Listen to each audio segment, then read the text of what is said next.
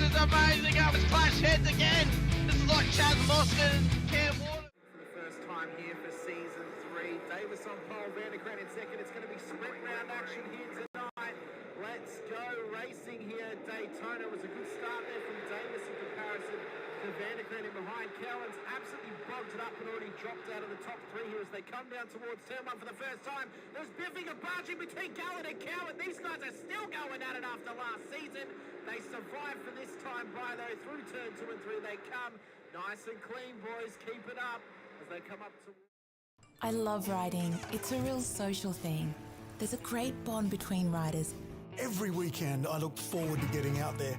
It's a freedom like no other. Riding to work is a great way to start the day. Shannons insure all types of road bikes, not just classics. They offer features riders really want. It's why they're one of Australia's leading motorcycle insurance providers. Whatever you ride, Whatever you ride, Whatever you ride.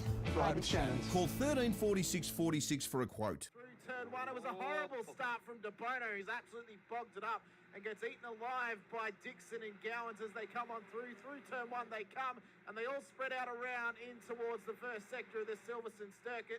They look all right at the moment. Okay, there's already been a car spun round. That's Jordan Ferguson off wide.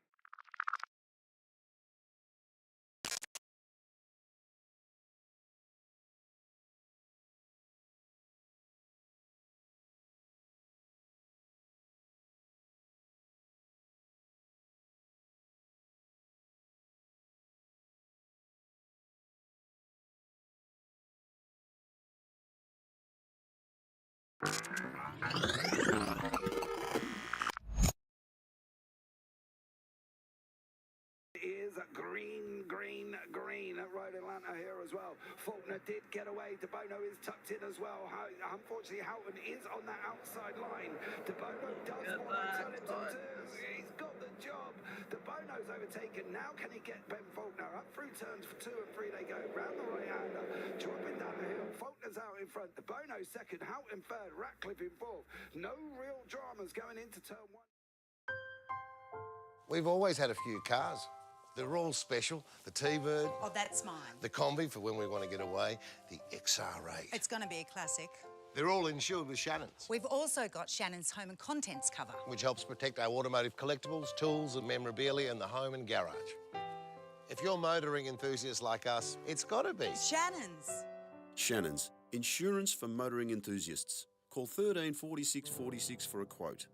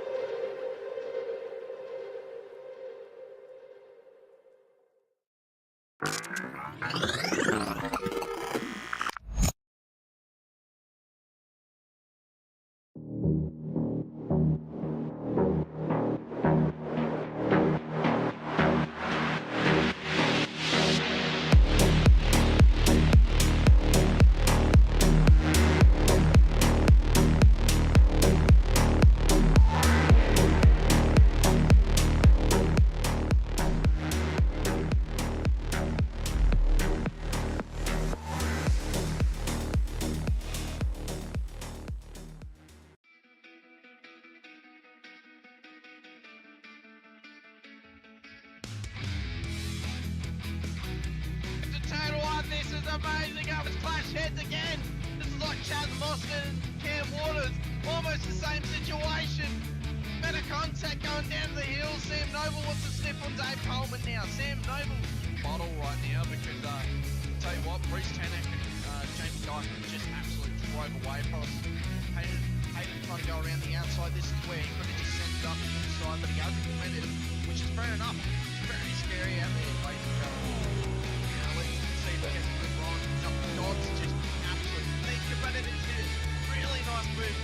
Blake Delaney had to move out of the way.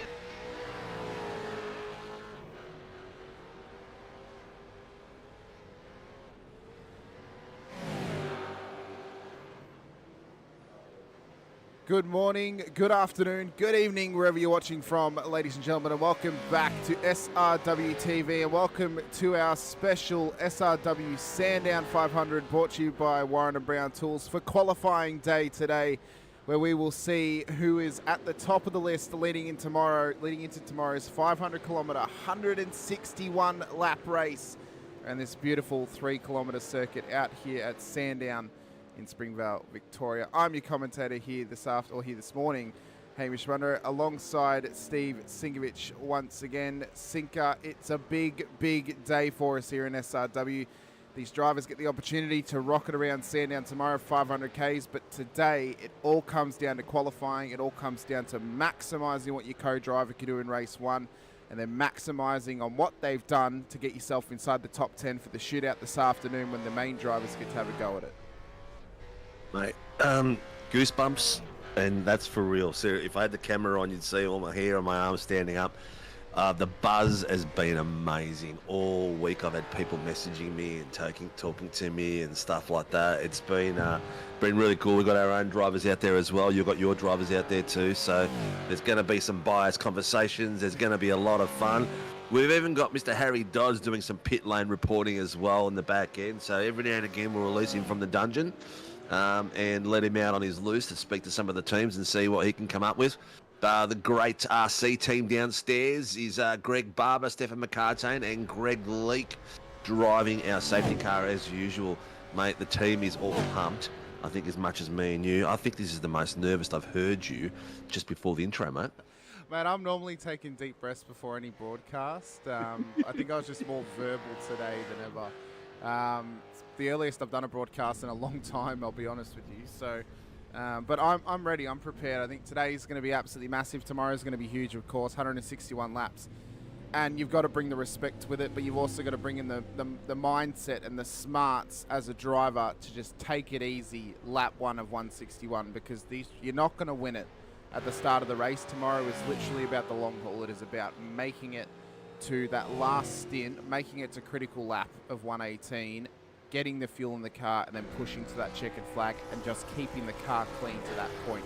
Keeping it out of the pit lane as much as possible and keeping yourself and your co-driver and your whole car in check for the whole day. It's one of the most common occurrences in an endurance race is you lead into it and you say, we're going to try and keep it out of the pit lane, we're going to try and keep it clean, and then you end up in the walling and you end up with the repairs. Of course, they've got no fast repairs this weekend, Sinker.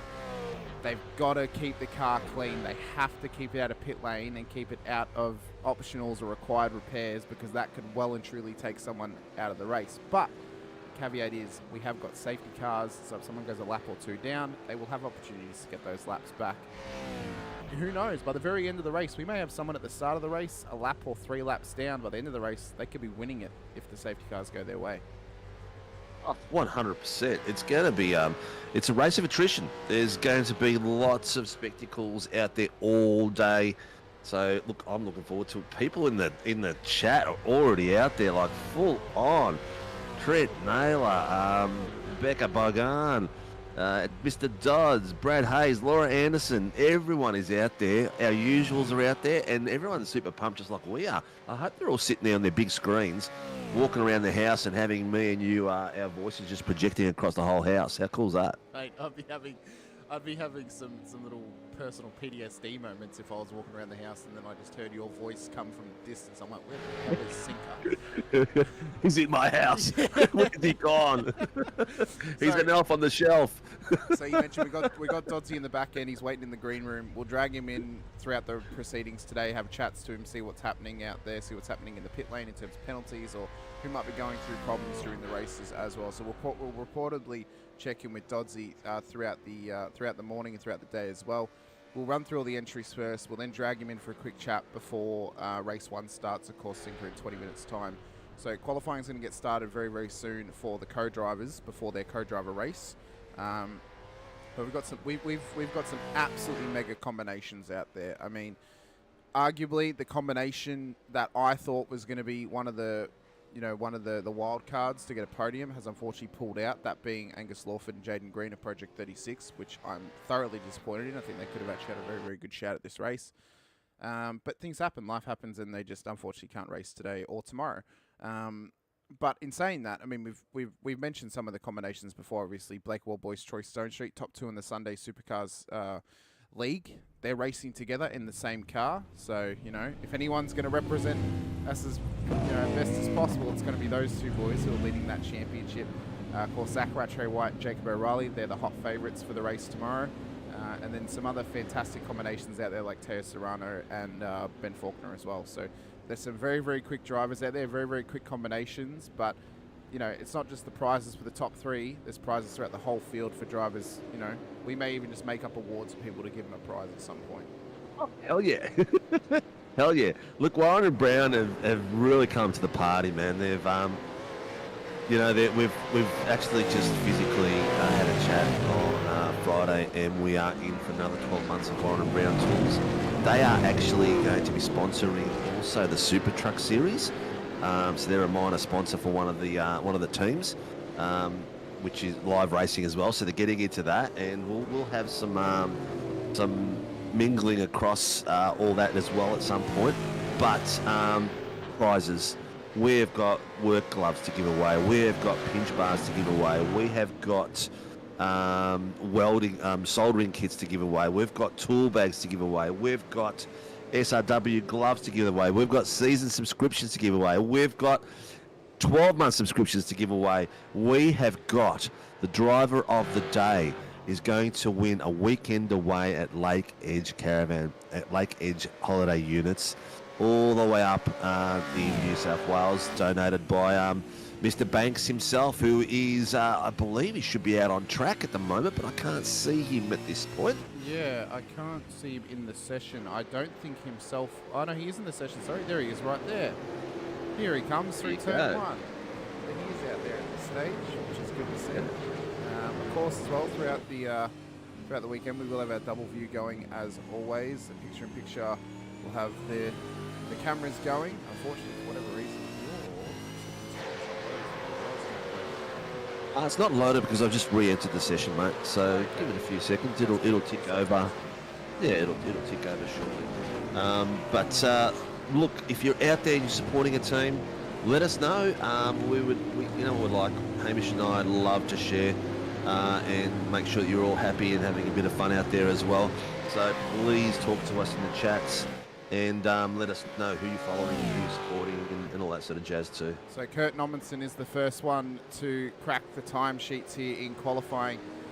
He's not racing for his usual team of Revolution E-Racing here this weekend. He's actually come and stepped into an Infinity Motorsport car for the weekend. So as part of that, they've actually put the RER sponsors on this car since he stepped in to drive alongside Shane Randall in the 500 tomorrow. We'll see Shane in the car later this afternoon when they have a crack for the main driver session. Jake O'Reilly's already gone to the top of the timing sheets. Josh Houghton, Aidan Cole in your top 3. Jason Spriggs out on track. He'll be driving alongside Anthony Visma for Accelerate Sim Racing here today, as well as Troy Stone Street goes P2. So that WKMP car is already looking strong here, Sinker, and they're already going to be fighting forward in this afternoon's race. Jason Slade, he's alongside Greg Brooks for RER as well. So there's a heap of combinations out there. Of course, Rockstar Mickey Clifton, he'll drive alongside Mark Houghton for Accelerate Sim Racing. We know what those guys can do. They race with each other quite a fair bit.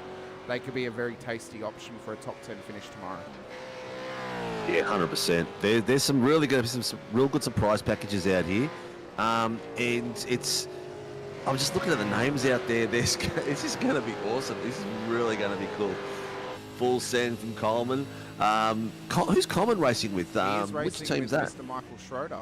He's racing for Accelerate Sim Racing tomorrow. So yeah.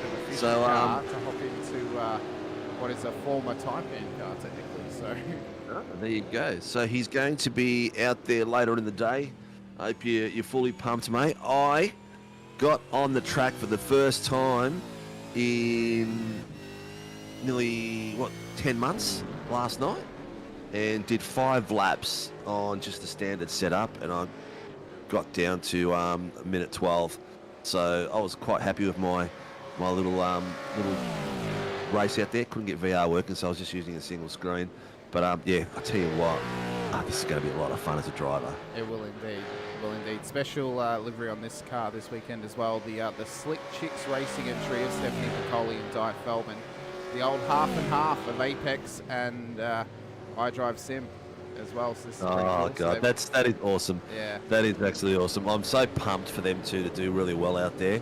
Our first full female team, and these girls are super pumped as well. And they've been, you know what, both of them have been improving their driving quite well. Steph's been doing really well in the 86 AMs, getting up there and getting some podiums as well. And Di's been up there boxing it with the boys on a Tuesday night as well, and really getting stuck into some of these lads.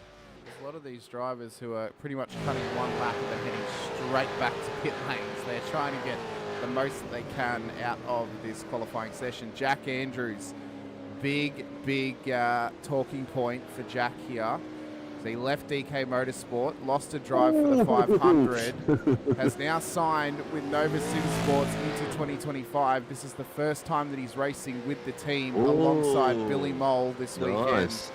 So that'll be a combo to keep an eye on. We know Jack's got some good pace. We know Billy Mole's a bit of a crowd favourite. He's one of those sort of cult heroes that we've come up for ourselves across the time period. Another one of those, Brett Taylor, who's currently in pit lane driving with Scotty Weston. He's actually just coming out on track in a Mustang, mind you. I never thought I'd see the day that Brett Taylor would be driving a Mustang, but, you know, strange bedfellows make for strange things. Yeah.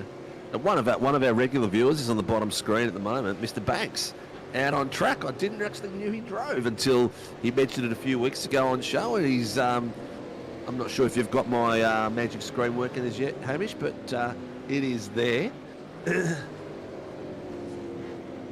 I can see Josh King in the waiting room for the RC team. I reckon he might have joined the session in the wrong car. I see the issue here, Sinker. You joined in a different share screen. There it is, and you need to resize it, Sinker. Why is it not just showing the window, mate? That's all I picked it as. I don't know. It's all the window's all square. It's fine. We'll come back while Sinker resizes that. So what you'll notice tomorrow as well is if you're trying to figure out who are co-drivers and who are main drivers tomorrow as well, you'll look at their car number on the timing tower. When the co-drivers will be in the car, they will have a green car number. It'll look like this, for example, and the main drivers will have white car numbers. So that's what you'll be looking out for tomorrow. When determining who are the co-drivers and who are the main drivers in the car, the drivers must do a minimum of 41 laps tomorrow to be classified. So the co-driver just has to do 41 laps, so pretty much one stint, and then the main driver needs to do 3 stints to get home, but they can separate it however they wish to as well. This is the special livery for EWT Racing this weekend, Sinker, for Brett Taylor and Scott Weston. The combination of Western Australia and Tasmania comes together as one to provide us with this absolute beauty of a Mustang out there. It's like a two-headed Tasmanian. Yeah, I know. It looks good. Is anyone who got offended out there?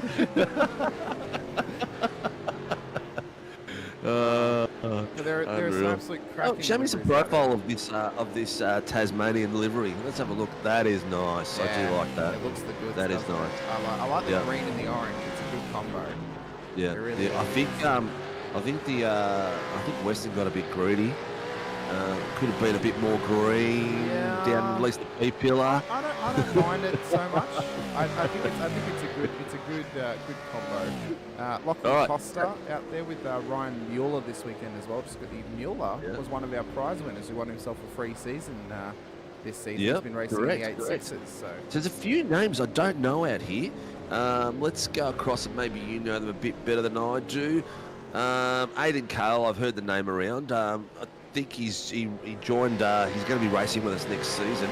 So, not sure. Do you know much about Aiden? I'm not 100% sure on Aiden. I'm pretty sure he'll be racing mostly Scops or Pro Series, which I do not have the pleasure of broadcasting. So that's not, okay. not So sure. maybe he'll come in on a Sunday night with us next season. Who knows? I do know Sam Blacklock though. I know Sam Blacklock. He's very, very quick. He's driving with Connor Nixon this weekend for Drop Bear Motorsports. So that'll be a very strong combination, one to keep an eye on. Jim Caperonis, he's driving with Andrew Hoffman for Southern Cross Racing. They were formerly together at WKMP Sim Sports. Andrew then left. Jim waited out his year and then he's gone to be with Andrew in his new team. So they'll be driving together at Mustang this weekend. Big dollar contract to get Coleman in it to accelerate for this weekend. Oh, yeah. I bet you would have had to book the whole house and do some DC shades to get him across. You know what the big contract was, don't you, Sinker? Send him a flask on time. Yep. All right, so let's keep going down that list, mate. There's a few more names here. Jason Spriggs. Yeah, Spriggsy, very, very quick driver, races in the Vets, of course, partnering with Visma this weekend.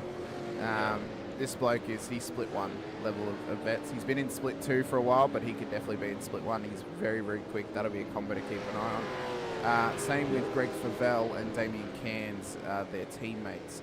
That partnership's going to be Damien Cairns was Taipan at one point. Yeah, well, this team was formerly Taipan, but they merged. Damien raced with us early days when we were at FRL.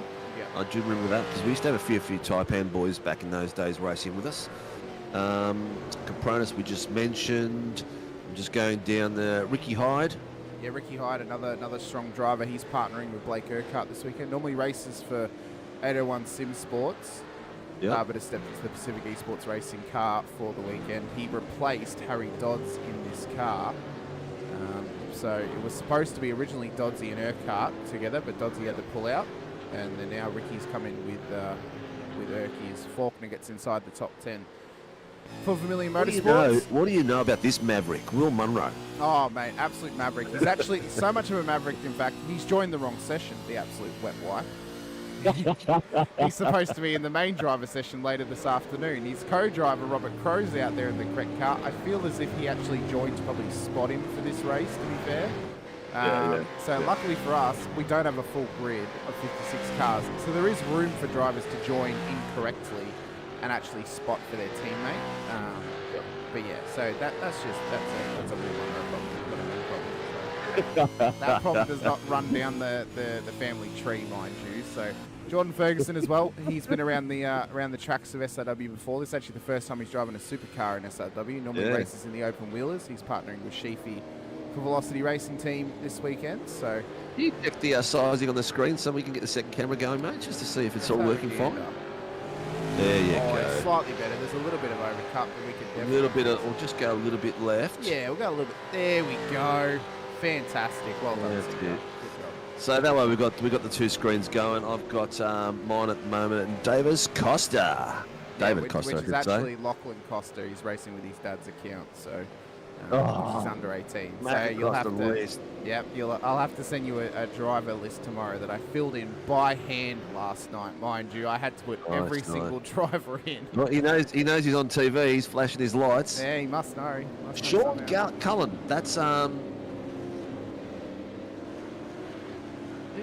Who's Sean Cullen? That's not related to anyone that we've got in the series at the moment, is it? No. So I believe he's related to Ben Cullen. And thank you for pointing that out to me, Greg. I did mean to change it to Jake Slade. I did actually write him in as Jake Slade, but I must have forgotten to change it on the first net overrides. Sorry. It was a late night yesterday. Boys. It was a late night yesterday getting the name set correctly, so I've just fixed that now. Thanks for letting me know, Greg. But look at all these Vermilion cars just hanging out together. What a bunch of sweats they are. Imagine sweating out a qualifying for a qualifying sinker. Look, there's one of my boys, Brad Anderson, out in the muck. He's partnering up with Mitch Noble tonight. No, he's not. Mitch Noble's with Traynor. Brad is with... he is too, yes, correct. Brad is with Josh King. Yes.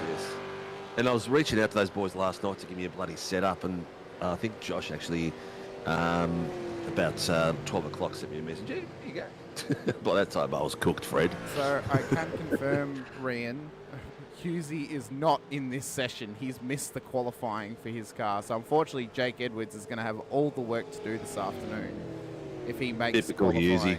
I know, typical Hughesy. He didn't even give me his iRacing ID. I couldn't even add him to the list. I have to wait till he's actually in the session to do it. Sometimes I just wonder. I've got Mr. Cowan on the bottom screen at the moment going around. They haven't done anything special for their livery this weekend. No, I thought they might. Yeah. Well, I mean, to be fair, Mr. McAvoy has been ill recently, so he's probably had his time taken away from doing that. Greg Favell, who has been race controller for GSRC and the veterans for feels like forever, is already back up to pace. He's up into the top 3, and the combo of him and Cairns, they're going to be dangerous tomorrow. You need to keep an eye on them. They could definitely win this race if it goes their way, because Favell obviously has not lost the pace in this car since stepping into the race control booth. Maybe it's made him a better driver because he knows the rules better. Maybe. But Jake O'Reilly has got a 106.551, which is a really good time to start off with. So some of these co-drivers we're seeing here, no slouches at all. No slouches at all. These guys have absolute weapons. So you're looking at some of the boys that regularly race with us. Mr. Brett Taylor, who is he would be an AM. He's in the top 18. Yes, he's in the top 18. So you're probably looking at pro pace at the moment. From 10 upwards. Oh, Mr. Faulkner's just happened to be there. Mr. Banks is impressing me. He's on a 107.363, so he's actually got some pace in him. He does indeed. Maybe he shouldn't be sitting in the wings of the chat every week. Maybe he should be racing. Probably really sure he's flat out working like crazy. So he's going to be busy. He's going to be busy for the rest of the season. That's for sure. I mean, the rest of the season, the rest of the race. Yeah. So it'll be good to see how long he lasts, because he obviously hasn't had a lot of seat time. So we've got less than 5 minutes to go before qualifying is done for race 1 today. That then 20-lap race to come with the co-drivers in the car will set the grid for our 20-lap race later this afternoon for the main drivers. In between those races, we will have a GR86 showcase race. So all you'll have to bear with us today is changing servers about 4 times. But aside from that, we're in for the long haul, and we're in for some absolutely incredible racing. Later this afternoon as well, 2:10. Keep an eye on the channel. We have what would be the regular Sunday Supercars broadcast coming up as well. We've just set it to 2:10 as a separate broadcast, so it gives us about 10 to 15 minutes just to get everything set up properly for that show. Plus, we can also go for a quick loo break or get a drink, whatever it is. So that's the reason why we'll have a changeover of broadcast with that specific show. And as well, if someone wants to just watch that separately to the 500 qualifying, they don't have to scroll through the whole 500 qualifying to get to the final round of the season. So that's why we've done it that way. But it's a big day, Sinker. It's a big day for us, big day for the drivers. A lot of pressure being put on them today. Massive. It's the huge. 86 race is going to be good too. They've got a lot of drivers that are. It's just a free one, just to send off. I mean, we're sending off the V8s, the Gen 2 car. Last time we're doing live sessions, live broadcast with it. We'll be transitioning to the Gen 3 for season 1. We've got the Australian Open Wheel Nationals on Wednesday night, starting at 8 p.m. It's the 40 of the fastest guys in town, rocking it on. SRW versus Gentlemen Sim Racing Club. And so we thought, you know what? We've got to give the 86s a send-off as well. So we've got the 86 race today, and some of those drivers will be winning prizes today, and viewers while we're watching as well. And there are some whispers in the background of us organising possibly next year at some point a production car endurance race, so then the GR86s have something special to race for as well at the end of the season, since the open wheelers have the AWN, and we'll be doing so much cooking at the moment. Oh, so much. There's some really, really exciting stuff going to be happening for 2025, and there's something that's going to come out of left field that nobody knows about yet, because I can't talk about it yet, but it's going to be I believe it's going to be a first. It's going to be a first. If it's too far left of field, you may see me just walk away, Sinker, at that point. No. You're going to love it. You're going to love it, just like the rest of us are going to love it. I hope so. It's going to be a lot of hard work to get it going, so hopefully it's going for season 1. But I don't think it's been done before. So it's going to be cool. And I'm not going to tell you, Hamish, no matter how much you pester me off broadcast, until I get a few more things buttoned down, but it's going to be epic. It's going to be really If cool. I find out a week before that we're doing a 24-hour race, I'm going to cry. No, it's nothing like that. Nothing like that. Nothing like that. It's not a 24-hour race. Very good. It's not an endurance race. It's just it's something I've got cooking, and you'll all know in good time. But let's give something away. Come on, we've got 44 viewers out there. Are you all subscribed? You need to be subscribed to win. So we have got a minute left in quali. Think up a question, Hamish. Something just off the top of your cuff. Let's go. About some. Let's pick something about a driver and previous team history. Okay. Can you name all the drivers today who formerly raced for Type N Esports? Oh, God. All right. Do you know them all? I know the drivers who raced for the two teams that came out of Type N. I am digging into the box beside me, and I have got some SRW sim racing. No, I'll make it a bit easier. Name the two teams that were born out of the ashes of Type N dissolving. So the two teams that were created and split from Type N when they dissolved. Name those two teams. Bloody Pato. You are. I love it. You are an absolute shit stirrer, Pato. Isn't he? He just gets you every show. I'll make it easier. You don't have to name the drivers. Just name the two teams. I've mentioned it before on the broadcast. Don't say anything. East, West, and Accelerate. Yeah, well, that's from Anthony Visma, who used to race for Taipan and is actually a part of that team. So he's won himself some gloves. Wouldn't you know who won the pony? You got some sim racing gloves, man. That is awesome. That is cool. I will send me a DM, Anthony, and I'll give you the size chart, man. Oh, God, that is great. All right, quality is finished. Let's have a look at who finished where. Yeah, let's have a quick gander. So I'll wait for the grid to be available to me for this race. 20 laps, as we said. Bloody Visma. We'll have a quick chat to Dodsy before we get into this race very quickly. Mr. Dodds, what's the word after qualifying leading into race number 1? Anyone struggling out there that you heard, or any penalties come the way of anyone during qualifying? Not one that I could relatively see at this current stage, but I reckon, look, if anything, there's a lot of people really struggling for retraction, especially towards the back end of the field. But I reckon this first race is going to be a big telling step into who's got pace and who's got what. Because as we know, this is the co-driver race, so we're not going to know much at we're not going to know much until the end of the race to see who's got the pace leading into the main driver race leading into Savo. No worries. All right. Well, we'll drag you back in through the race. You can give us a bit of a rundown if there's any penalties happening or anything like that. So keep a notepad of if anyone gets some penalties, and we'll check back in with you soon. Yep, don't worry. The blimp camera's back here to pick me up, so I'll hop into that and we'll get in there. No worries, mate. Thank you. All right, so starting grid for race number 1 today will be as follows. Jake O'Reilly will start pole position alongside Sam Blacklock.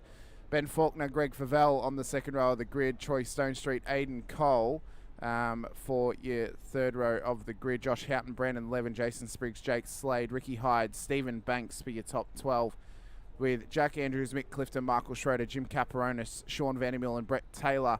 Kurt Nommenson, Andrew Cowan, Sean Cullen, Corey Bennett for your top 22, Robert Crow, Lachlan Costa for your top 24 cars on the road. We then have Brad Mays, Stephanie Piccoli, Martin Lipsky, Jordan Ferguson, Brad Anderson, Jake Edwards, Alan Mazzaroli at the back of the field. Will Munro, as we mentioned, joined the wrong session. That's a Will Munro problem, not a me problem. So, but nevertheless, Mr. O'Reilly's put his car on pole for race number 1 today, setting himself and Zach Rattray White up for a hell of a run towards the top 10 shootout. If he can remain at the front of the field, Zach will have, well, pretty much an easy run to the shootout, arguably, if he can keep it clean for his 20-lap race this afternoon. But it's all about keeping it clean, Sinker, even though it is going to be a sprint race for both these qualifying races. You've got to take the endurance mindset of keep the car clean, because you do not want to give up spots, so you give your main driver the best possible chance you can leading into their qualifying race this afternoon. Yep. Yes to all that. The grid is looking amazing. I've got the second camera on Schroeder, and ready to rock. This is going to be epic. Ladies and gentlemen, sit down, buckle down your seats, get ready for an epic day. This is our first race of the day. Enjoy it, win some prizes, like, subscribe, and have some fun with us. Well, 15 seconds until the lights are going to go up. The first qualifying race of the day. Everyone is on the grid who needs to be on the grid. And we're going to go for 20 laps of Sandown to line up the grid for race 2 this afternoon. Who's going to get the jump down towards turn 1? Will we have carnage early? Will it be a precursor to tomorrow? We are underway. It was a horrible start from Aidan Cale off the start line in the background from the Familiar Motorsports car as they run through turn number 1. O'Reilly leads to his teammate Faulkner. Blacklock gets dawed out. There's already carnage in the background with, I believe that was Jake Slade and Aidan Cale through turn 1. So those cars are gone round. Stone Street's in the wall on the WKMP Sim Sports entry at turn 3. He's facing the wrong way as well, so his recovery is going to be poor. He's going to be at the very back of the grid, poor bugger. So one of our favourites for tomorrow is already at the back of the field. He's going to have all the work to do in this race to try and get something back out of it for Blake Warboys in race 2 later this afternoon. Blacklock and Favell side by side. It's dead on road. Favell runs it wide in the Accelerate Sim Racing car. Straight into the wall. That was called out. He's into race control already. I'm not surprised. It is an absolute scramble here at the start of this race. If you thought they were going to take it easy, well, you were definitely mistaken. They are pushing as hard as ever to try and get as many positions as they can in this qualifying race. It's crucial for this afternoon. It's crucial to maximise what you can. And what would be absolutely heartbreaking for that WKMP Sim Sports car of Stone Street and Warboys is if they do not make it back up towards the top 10 and they don't make the shootout for this afternoon. They'll have all the work to do tomorrow. Tell you what, mate, there must be nerves going left, right and centre. They're starting to settle down now and get into some sort of orderly fashion. But the cars look spectacular. The drivers look spectacular. Some big movers already. Corey Bennett up 7 places. And next 2 ones is Schroeder and Capronis, all up 6 places. Cowan up 6 places as well. So we've had a couple of drivers miss this first race, of course, because they couldn't make their qualifying race here today. Ricky Hyde has just gotten up the inside of Stephen Banks, so they're making moves early, Sinker. They're not willing to take their time. They're trying to get as high up the order as they can and keep themselves inside the top 10. That's what they've got to do. They've got to keep progressing further and further on. So their co-driver, or sort of main drivers, have got the easy job of later this afternoon as we rocket down towards turn 1. Once again, Ricky Hyde all over the back of his split 2 vets compatriot Jason Spriggs. These guys have had some incredible battles this season together, and today is going to be no different. Josh Houghton just ahead of them. We know he's got some pace, Sinker. He's proven it in the 8.6s and in the Supercars before as well. To be looking to maximise on this performance here today. Brandon Levin, what a start from him. He's up into the top 4. This will be great for current Pro-Am champion Jamie Davis leading into their main driver race this afternoon as well. If he can make the shootout amongst this company, Sinker, that'll be a massive, massive moment for Jamie, especially after the incredible season he had this season in the Tuesday Supercars. 100%. And see those blue rims? That's Jamie's contribution to that livery. We've gone for the full Brandon 11 livery, and he's put the blue tyres on it to give that extra bit of spunk. But boys out there, got a bit of a go on the inside. He's missed it. It's gone straight through. The WKB Stone Street just went straight for that little gap. Oh, it's just going from bad to worse for him at this point, isn't it? I think he's just trying too hard. Just settle it down and just get where you can and let Warboys do the job at the other end, mate. Just get him up as close as you can to the top 10. The biggest movers of this race thus far, Michael Schroeder, Jim Caperonis find themselves in the top 10, but Schroeder's put it wide, spun around it wide and hard into the wall. That's big damage on that car. Schroeder. That car, that panels came flying off that, but it looks like they all just magically rejoined. So now the biggest mover is now Corey Bennett, who is up 9 positions in this race, up into P13 for Familiar Motorsports. Schroeder has had to tow it back to pits. Costa's also in pit lane as well, so he's also been struggling with moments too. Sean Vandermeulen, he'll partner with the American Stacey Boyd this weekend. They've also gone for the half and half livery. Oh, a little bit wide. Oh, that'll be a slowdown for Vandermeulen. That might give Bennett his 10th position gained in this race. And he's got to get off the race line. Get off the race line. Hang on. Car 92, driving infringement, drive-through penalty, Brandon 11. Oh, man. Bugger, that guy just can't get a trick at the moment. Poor Bugger has been getting in the wars. Oh, well, that's all right. He really has. Yeah. Cannot catch a break, unfortunately. And he's one of the nicest gentlemen I've met in sim racing. Such a respectful guy, and every time something happens, he just feels bad for him. I'm just trying to look at. Well, I'm missing one of my teams here. Are you? Travis Nielsen and Brad Wall. Oh yeah, they're not on track. So one of them's obviously missed their qualifying. We'll see if Brad makes it to the main driver session later this afternoon. Oh, Kurt Nommensen has gone round at turn 4 in the 501 entry. Oh, that car is toast. He hasn't hit the wall. Car is toast. I don't think he's hit the wall. I think he's just spun it. So I think the rears might just be a bit hot. Yeah. It's he's not looking really good out there though, that's all. Yeah.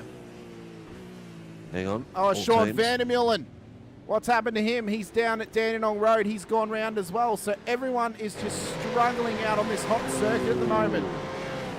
So we've got a drive-through penalty for Sam Blacklock. Unsafe rejoin. Oh, Kale is on the audio. He's going to cop that.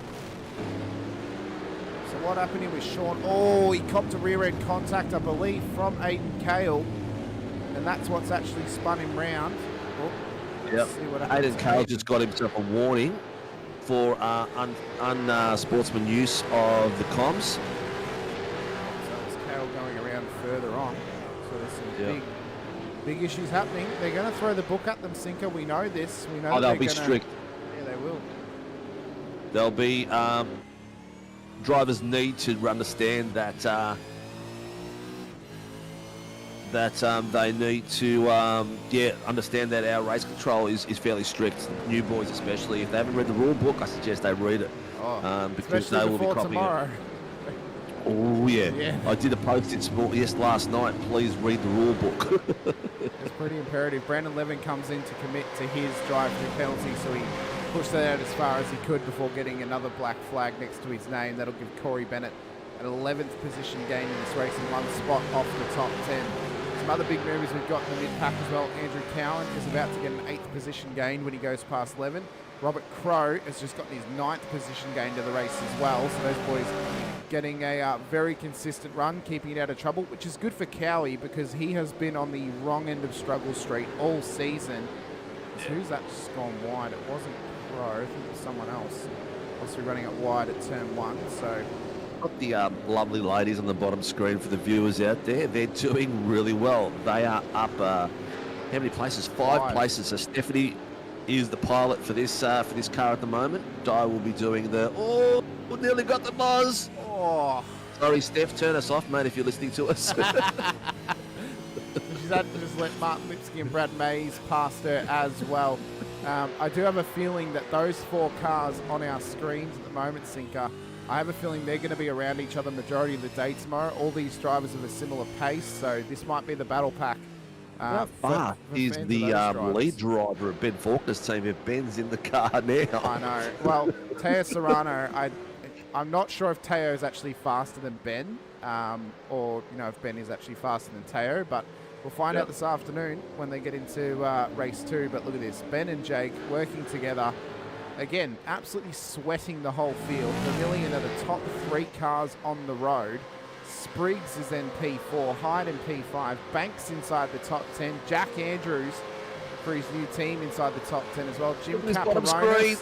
Green wide. Ferguson runs on the cross. How did he not hit Piccoli then? That was so close. Oh, poor old Jordan Ferguson. Sheafy, tell Jordan just to take a breath maybe instead of sending it at turn 1. Yeah.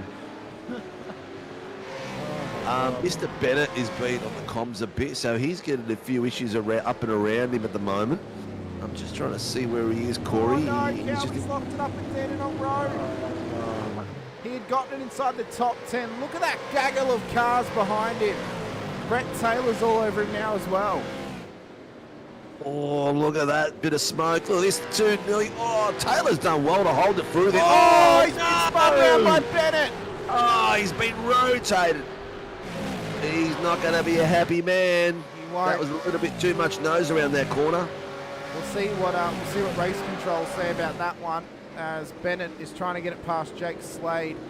Oh, he's run it way wide though at turn 1 under brakes. Yep. He's now going to come under pressure from Troy Stonestreet, who's been on the comeback this race. He's back up into P16.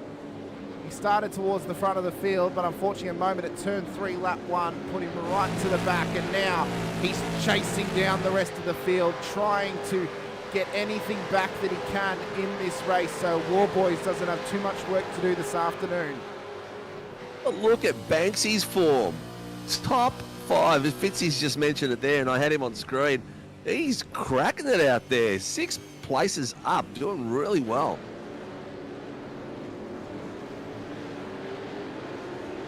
I am liking this, the fact that I don't have to keep flicking buttons everywhere, Hamish, and having the SDK open. I don't know why I didn't do it earlier this year. I know, right? When I told you to, it's so much easier. You can pick and choose who you want. Jack Banks on the edge, clutching the top 5 in his first race of SRW.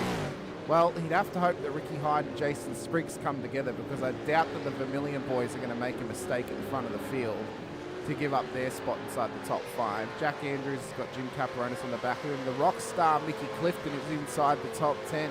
Sam Blacklock has now found himself back inside the top 10 for Drop Bear Motorsport. Brandon Levin on the comeback after a drive-through penalty. Greg Favell as well. So some of those drivers who've got some absolutely ripper pace and have been known to be good drivers have just been caught out unlucky in this one and have dropped spots all the way to the back of the field. But they are continuing to push on. Cinco, we're at the halfway point, lap 10 of 20. It's feisty, it's furious, and it is incredibly, it's giving me goosebumps every lap. I'm thinking, oh no, who's going to spin now? Who's going to make a mistake now? It's a hot track. You know, what's going to go wrong for which driver in the field? And you know, it could hurt some drivers out there, but we'll see. We'll see what happens. Yeah, there's been a little bit of ding-dongs here and there. I haven't heard any more drive-throughs come through as yet. But Brett Taylor is in there getting his car fixed at the moment to get back out on track. Favell is in the pits as well. I'm not sure if that's for damage or for what.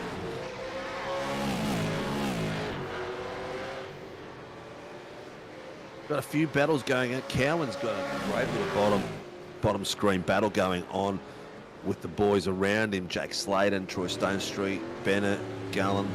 Cowan just closing the door a little bit there, making sure that Jake Slade can't get a good run in, but he's got both sides attacking him now. He's got Stonestreet on one panel. Stonestreet's nearly come on the inside of him. He's closed the door, but now he's got Slade's in front. Cowan's all the way off track. He's going to get a slow down there. He's going to have to make sure he doesn't serve it on the line. Tell you what, Troy's done a great job getting the car back up into the points, mate. Yeah, he has. He's really just started to force his way back through the field. I mean, if he can make up 4 more spots, he can find himself back in the 10. 926, Corey Bennett has got a drive through. He's gone straight into the pit. That was for the rotation of Brett Taylor. So that's going to hurt that Vermilion car of Bennett as he drives through the lane. His teammate Aidan Cale is coming past him now. In fact, he's actually under pressure from getting passed by Kurt Nomlinson and Stephanie Piccoli in their battle as well. So Bennett, who's just coming out of the lane, has come out right behind Jordan Ferguson and Martin Lipsky. So he's ended up all the way back in P24. It appears that Greg Favell is in pit lane. Brett Taylor's in pit lane. Of course, no fast repairs, so they have to fix their cars when they catch the damage, as Nomlinson's had a moment up at turn 2-3. So he is not having the best of times here this morning. We'll see what's happened to the 501 car up at turn 2. So he ran it wide. He was ahead of Piccoli. Oh, just a wild run across the grass. Very lucky not to catch the front of Piccoli's car. and just keep that thing unscathed. So a bit of a heart and mouth moment for him, Sinker, but it'll put hairs on his chest and he'll push forward now. Martin Lipsky doing great out there. He's a newbie to the V8s with us. Oh, we've got someone rotating in the back there. Parked up against the wall. Costa. I think he's actually found the door to the Shadow Realm as well, because it auto-towed him back to pit lane. Yeah, I don't know if he auto-towed or he pushed the button by accident. Rebecca Bogan is shouting out to the ladies, go Steph and die. Oh, that was a mechanical failure. That looked like the steering brake and then the engine went, so... Yeah, he is toast. That car is toast. Yeah. It does look good though. As I was saying, was Mr. Lipsky's doing very well out there. He's gone through a very, very steep learning curve and doing well. He's got a bit of pressure behind him at the moment from Corey Bennett, who's just served the drive-through. But good on him. He gets out there, he tries and puts the effort in. Well, now Corey trying to flash him like he's lap traffic. Well, you've got to actually get past him, Corey. He's not going to let you go. Yeah. I think you still have not fixed your drawing issues there, Sinker, because those cars have just disappeared off your screen. Oh, you need to change how many cars you're drawing. So at the moment, we've got 6 laps to go. Jake O'Reilly leads the way. Ben Faulkner, P2. Josh Houghton, P3. Jason Spriggs, Ricky Hyde have been stuck together like glue on paper this whole race. They are not letting each other get away. They're inside the top 5. Stephen Banks in behind them as Hyde's going to try and look for a move at the top of Dandenong Road at turn 6. Up the inside, Spriggs lets him have it nice and easy, but Hyde's run it wide. That's going to be a slowdown up towards turn 10. So Spriggs may get this job back on Hyde to get the position back off the 87 Mustang. No, it wasn't a drawing issue. They just went to scenic camera from it for some reason. Oh, someone must have disappeared and then put it on the seating. Yeah. 48-degree track temp at the moment, Sinker. So it is hot and scorching out there. You can cook an egg on the tarmac. It's that hot at the moment. It's looking hot. The rear ends are looking fairly stable considering. I thought that the rear ends would be sliding out a lot more than what they are at the moment. But if you're out there in your viewer and you want to see someone in particular, let us know, and we'll have a look at them and share the view for you. Spriggsy's trying to get this job back done on Hyde. He's got Banks just in behind him. I suppose the onus now, because they're at the front of the field, they may not be willing to battle as hard to keep their position, Sinker, with only 5 laps to go, because they have to keep the car clean at the front of the field for the race this afternoon for their main driver. So Spriggs probably just didn't want to push it too hard and battle Hyde for it. He just let him have it. He knows that, Anthony will have a good battle with Erkey later this afternoon, and they'll try and get it inside the shootout. So they're bringing that wherewithal of not pushing too early and really pushing the envelope in terms of actually how clean they want to keep the car. And this is the type of driver that will do well tomorrow. The driver who's willing to give up a spot to keep the car clean and keep the car consistent towards the end of the race. So these guys like Hyde, Spriggs, even Banks and Andrews, we're going to be keeping an eye on them tomorrow, because they are more than likely going to be the ones at the end of the race, still inside the top 10 and possibly even battling for a podium. Yeah, it really is a race of attrition. You've really got to be careful out there of what's going on and around you.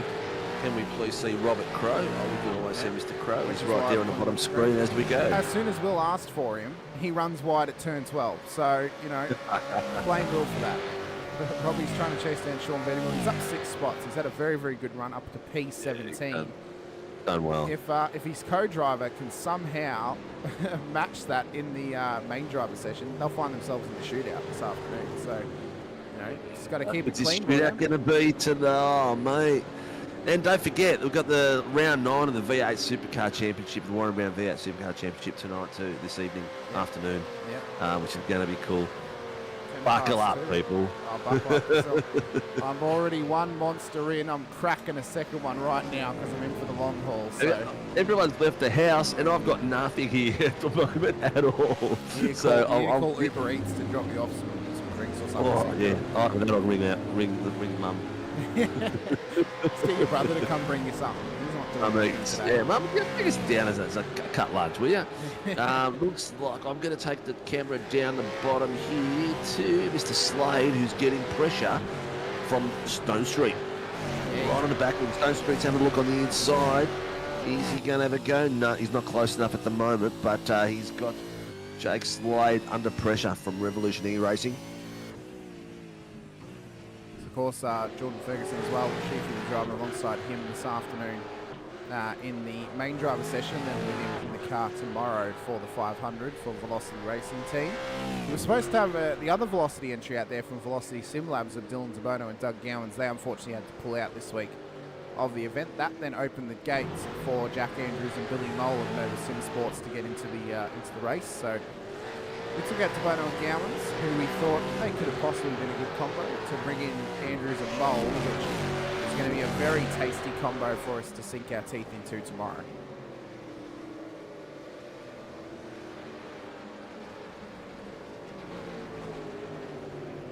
Just seeing there's a few people having a few issues with liveries and stuff like that in the back. I'm just texting my teammate, where the hell are you, Mr. Trap? Oh, who's that? That's Robert Crow. He's eating some crow there. He was in behind. Got some Corey love. Bennett has sent him round at Dandenong Road. Just of touching that heat out there. He's making the cars rotate very easily. Yeah. Very easily. Got Cowan's got a lot of pressure coming up in him as well from Sean Cullen. So he's battling it out in the bottom screen too. The boys have, at the moment, we've got how many laps? 2 laps left.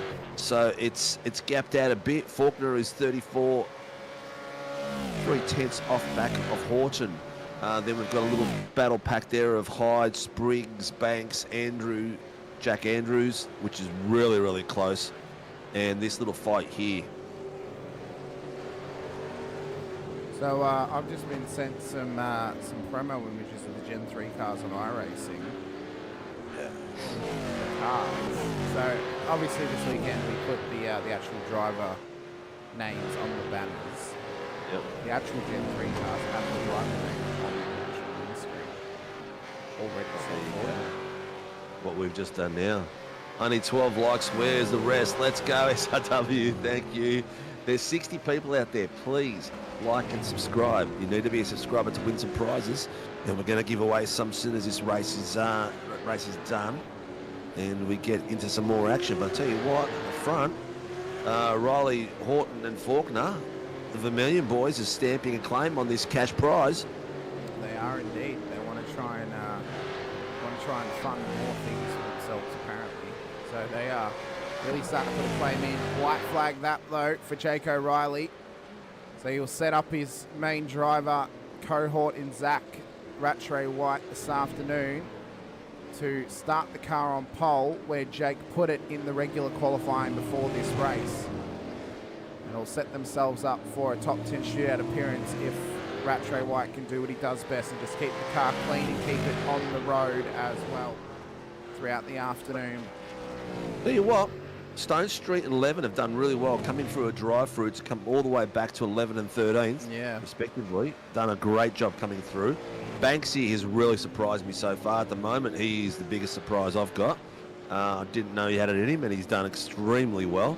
And special thank you to him for providing a weekend away as one of our prizes for Driver of the Day tomorrow to Lake Edge holiday units. It's going to be a massive prize to give away. We've got a penalty. Well, O'Reilly's coming up towards the line. He's going to take the win in race 1 for Vermilion Motorsports. Zach Rattray White will start pole this afternoon in the main driver race. Houghton and Faulkner will make up the top 3 for Vermilion Motorsports as well. Ricky Hyde gets the car to P4 for Blake Urquhart to keep it inside the top 10 in the main driver race to get into the shootout. Spriggs does the same for Visma. Banks does the same for Fitzy. Andrews gets it inside the 10 for Billy Mole.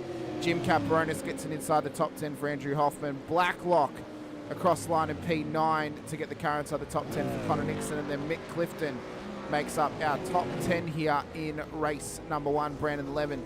Jake Slade across the line, P11 and 12. Stone Street home in P13 after going round at turn 3 on lap 1. Aidan Kale will come home P14. Andrew Cowan, Sean Cullen for your top 16. Vandermeer and Mays, Bennett Nommensen.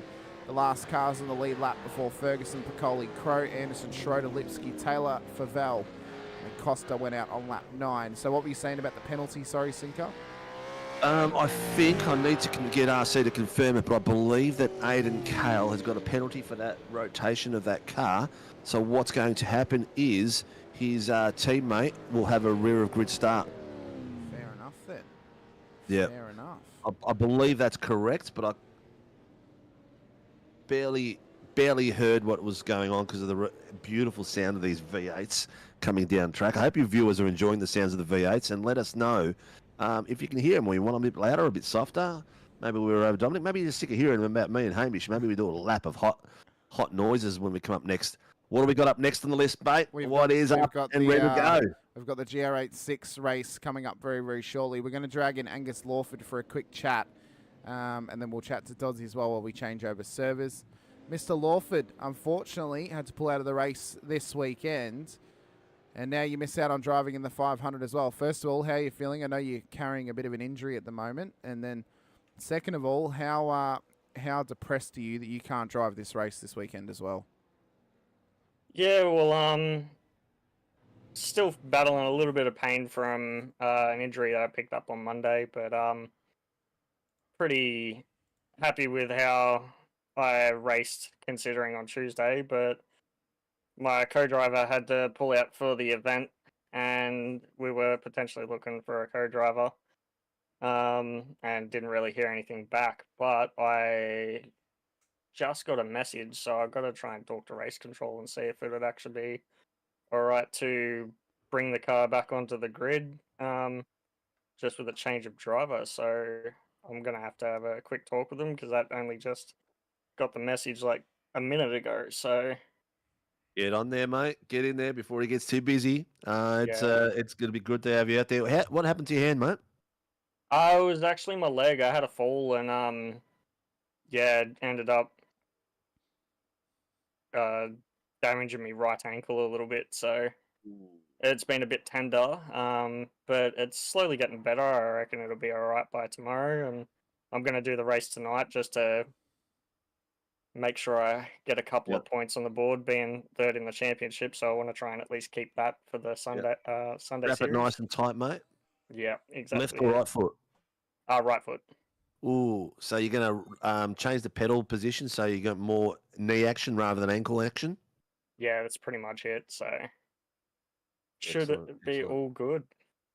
But yeah, I figured I'll go and have a talk to race control. Like, I was just about to jump out of the green room when I got dragged across. So I was like, oh, I'll have a quick talk to you, and then I'll go do that. So excellent, mate. Well, good luck. Have a bit of a chat with the boys. I'm sure they'll try to accommodate you.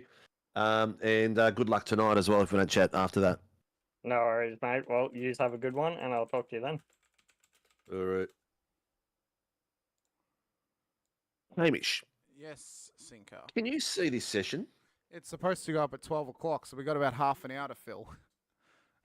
The session isn't up? No, it's set for 12:30, and they said they'd bring the start time back to midday for when we're ready. So we've got about half an hour to fill at this point.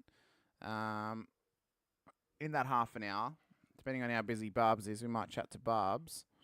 Let's have a quick chat to Doddsy. We'll see what he thought about some of those penalties.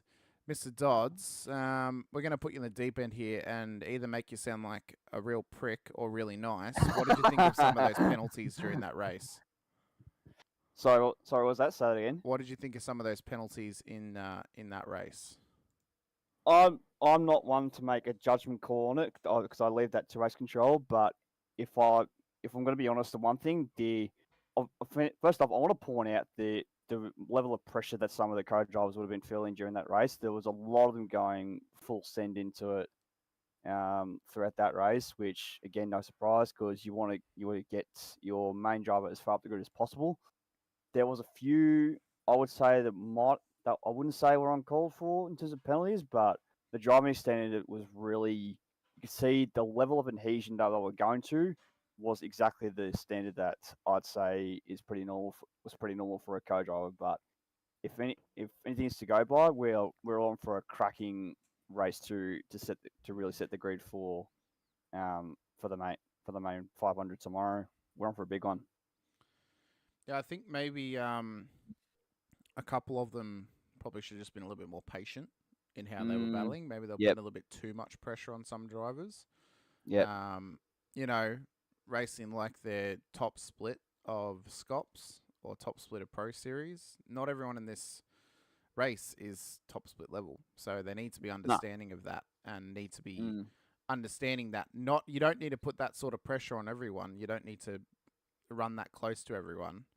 No. If you're faster, a lot of these drivers will actually let you go at some point. They're not going to battle you too hard if they're trying to keep their race as clean as possible. So,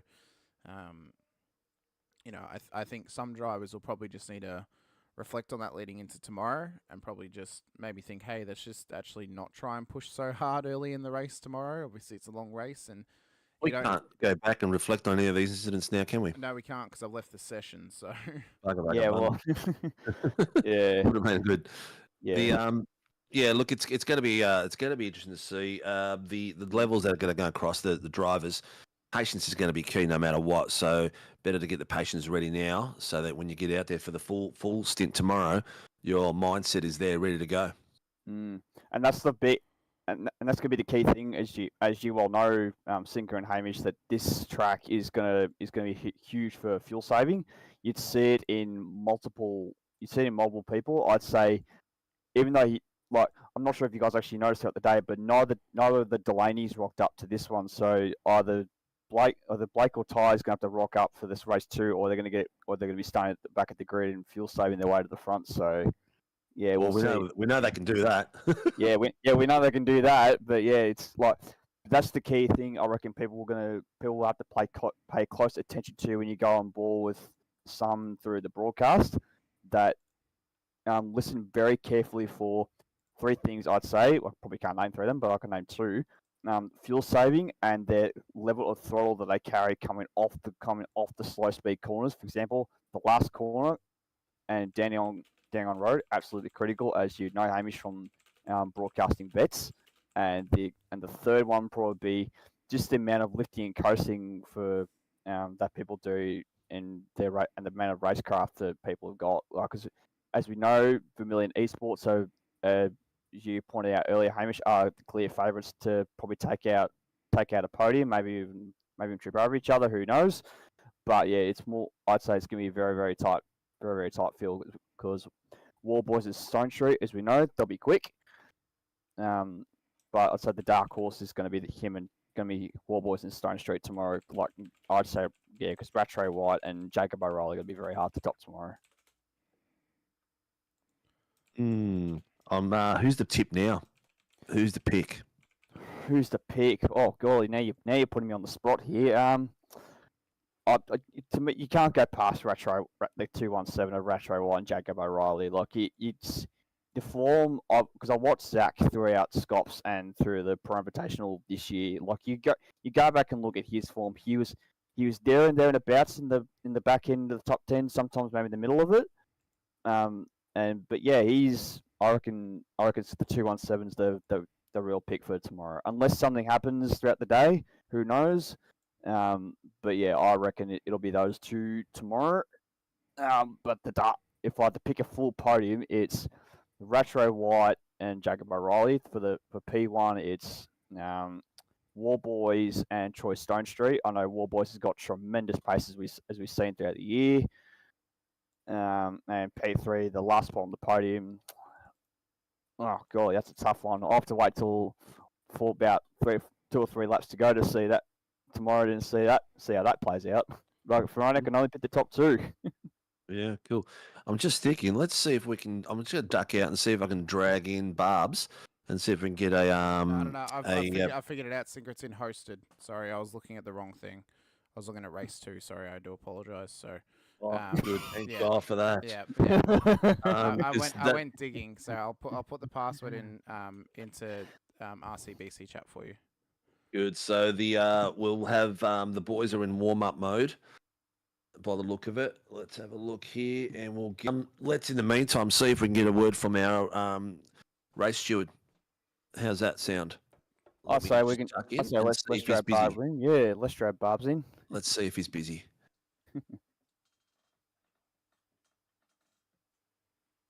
Let's see if we can get Barbs. Let me find him.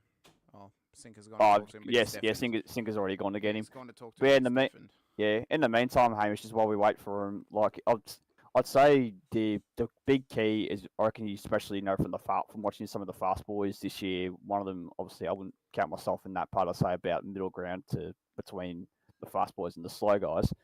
But I'll throw this question to you. Who do you reckon the big improvement has been? Biggest improver. Yeah, throughout through the entire season 4, who do you reckon has been the bigger improver out of the Sunday grid? I'll have to think about who's actually in the Sunday grid. Figure that out. Hang on. Give me a second. Let me just get my thing updated. And then I'm about to tell you. Probably, let's see. Who's on Sundays? Let's have a look at the timing. Because if you want to hear my one, it's going to be Angus Lawford. Like I wouldn't say it's improving because he's pretty much fresh to SRW. But No, I have raced I'd against say Angus before. I'd say Jack Andrews or Stacey Boyd. Oh yeah, Probably the most improved. Yeah, I think Boyd's been the most improved across the year. He's definitely gone from strength to strength. From where Andrews was the end of last season to this point in this season, he has gone leaps and bounds better than what he was. So I think yes, 100%. I Yes, think he's definitely been one of the biggest. You know, it's easy to say Lawford, but Lawford wasn't here last season, so we have nothing to go on. He could have always been this good. He may not have been, of course, as well. I forgot to make this non-visible, so bear with me. But yeah, I think realistically, I think it's Boyd or Password. I just put it in RCB, so I'm not going to say it on air because then people will join the session. That's probably a good idea. I'm not going to dox our own session, Cinco. Put it in Messenger because I can't see the other one. Mr. I announced my address live on broadcast one day because he wanted a pizza delivered. You know what the sad thing was? There was no damn pizza delivered. Can you put that password in Messenger for me, mate? Yeah, I will, mate. Hang on, give me a second. Yeah. You know what? Stephen McCartan's... Oh, Barb's is back. Let's drag Barb's in for the chat. Okay, Let's see. They're trying to talk to some drivers in the waiting room, so we'll let Barb's deal with that, and then we'll drag him in. Well, I'll grab Stephen McCartan then because he said he'll come in for a bit of a chat. Okay. Zinco for fast post is most improved. Thank you. Where's our room? There it is. Mr. McCartan. Hello. How are you, buddy? Give us a bit of a RC rundown on that race. Was I correct in what I heard? Aidan Cole's partner will be starting from the rear of the grid for the second lot of the second qualifying race. Is that correct? So he's got a 10-place grid penalty. I'm not sure if that puts him right at the absolute rear because there's obviously a few boys, there's co-drivers who didn't even race. So they are automatically at the rear, so Aidan will go in front of them. But pretty much, yeah, close to a rear grid. How was the general behaviour of the boys? Everyone was pretty good? Yeah, all in all, not too bad. You know, a few nose-to-rear contacts at Dunedin Road, which is pretty standard in any car you race around Sandown. Front boys seemed to be pretty clean and fast and kept it going, and it was sort of that top 10 to top 20 were sort of battling like their life depended on it in a qualifying race. Well, we do get that happening out there, but in general, it looked like pretty good. I think there was, four or five drive-throughs that were handed out? Yeah, most of them were just basic nose-to-rear contacts or silly little stuff that cause people to spin, so... You know, it happens all the time in motorsport. Hopefully these co-drivers later on today, or main drivers, sorry, later on today, can keep it a bit cleaner. Bearing in mind there is a top 10 shootout spots obviously up for grabs in the top 10, so they may even race even harder and there may be even more carnage. Oh, nice. Well, we'll keep our fingers crossed the carnage level doesn't increase. But apart from that, it's I think it's going to be pretty cool. All right, mate. Looks like you guys will be pretty cruisy for the rest of the day. Good luck down there. And... looks like there's a few boys waiting for a bit of a chinwag as well. Maybe some rules that need to be explained. Who knows? Oh, possibly. I think that's Barb's department, so I'll leave it up to him. Nice handball, mate. Nice handball. All right, dude. Take care, and thank you for coming up and having a chat. All good. See ya. There we go. So Oh, you the got rock to and roll. chuck me the password because I haven't got in yet. Yeah, I Look in the can't get in channel either for that some is- reason. Oh, you can't even see RCBC link. Okay, hang on. I put it in driver camera links because everyone can see that. So we've got the 86 session coming up. Practice is nearly over. I need to get my camera running for qualies.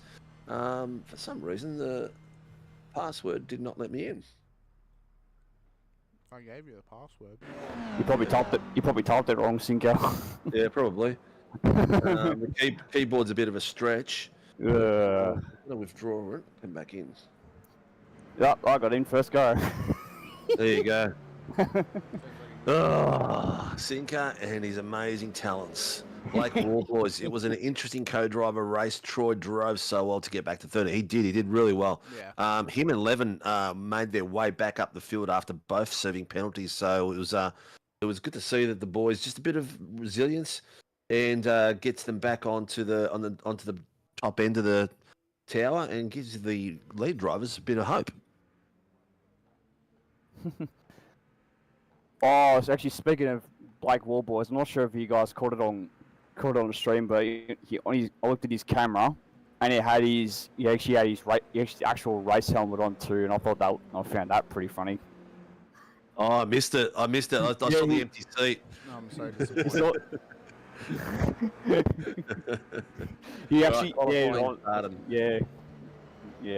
found that pretty funny. I was like, what in the world is he going and done there himself? Horses for courses, mate. You can get now. You can get VR helmets now with full audio built into them and full VR screen.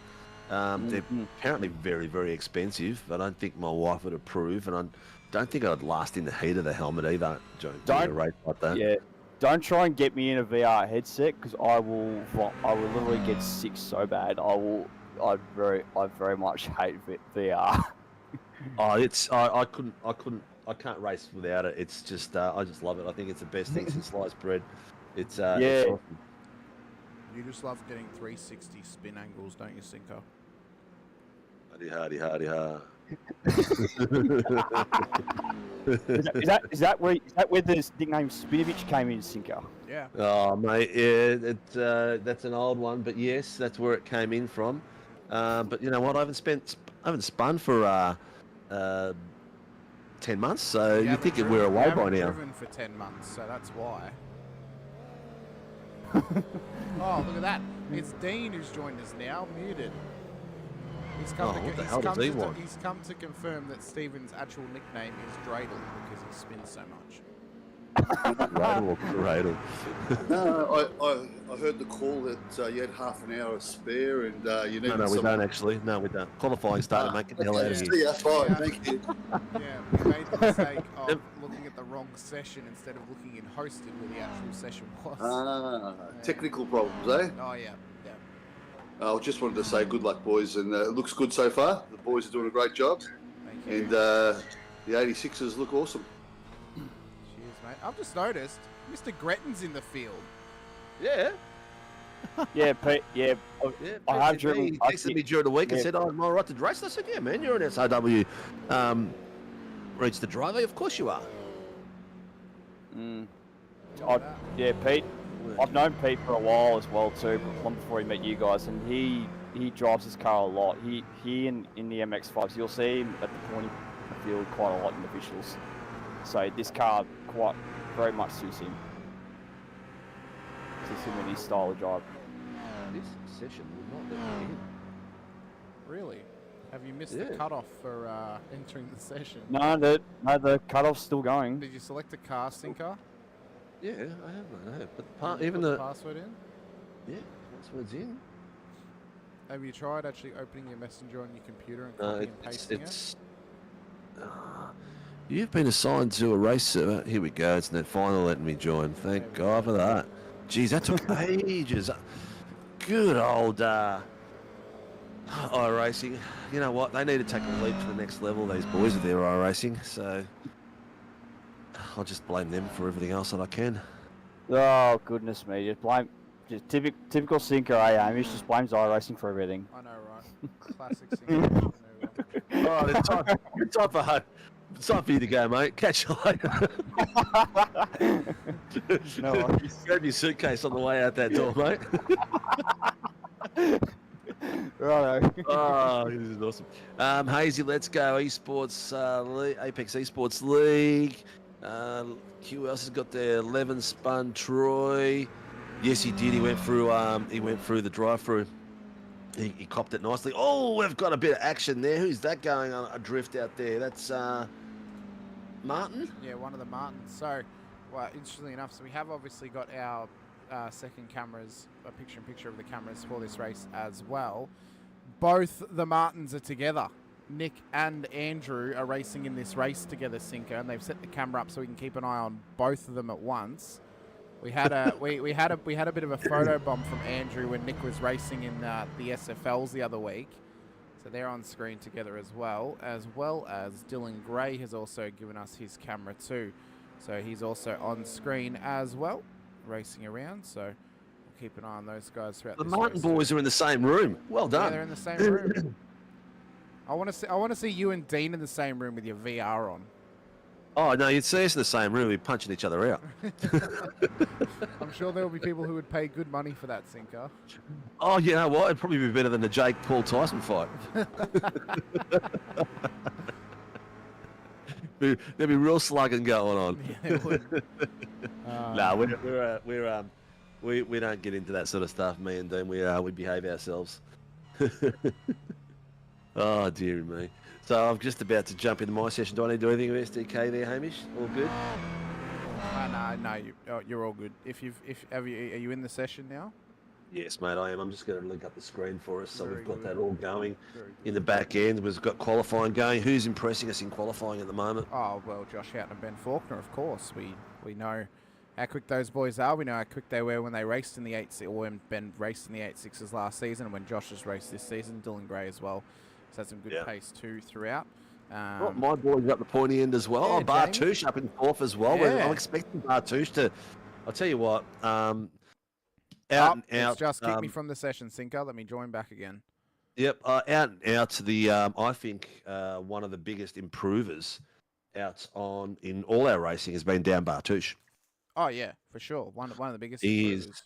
is such a big jump in his level. It's been spectacular to see him get where he is, and I think he's going to get better and better. With the way he started the season and then going all the way through, and his improvement level is the last 4 or 5 rounds. And if he was at the pointy end early on, he would have been there contesting, I think. Yeah, for sure. Of course, Dougie Gowan's the defending champion now of the GR86s. Of course, he won the title on Thursday, and what I heard was quite a prolific race, Sinker. As Dean's come back again. It was amazing. It was spectacular. It was really if you go I know there's a lot of TV time and a lot of things to watch this weekend, but once the weekend's done, decompress during the week, sit back and watch the 86 race, because it was a fantastic race at Bathurst. There was action aplenty. There was incidents. There was drive-throughs, and then the points difference between the championship changed the hands 3 times for the race. You know, it was Horton's to give away, and he did that.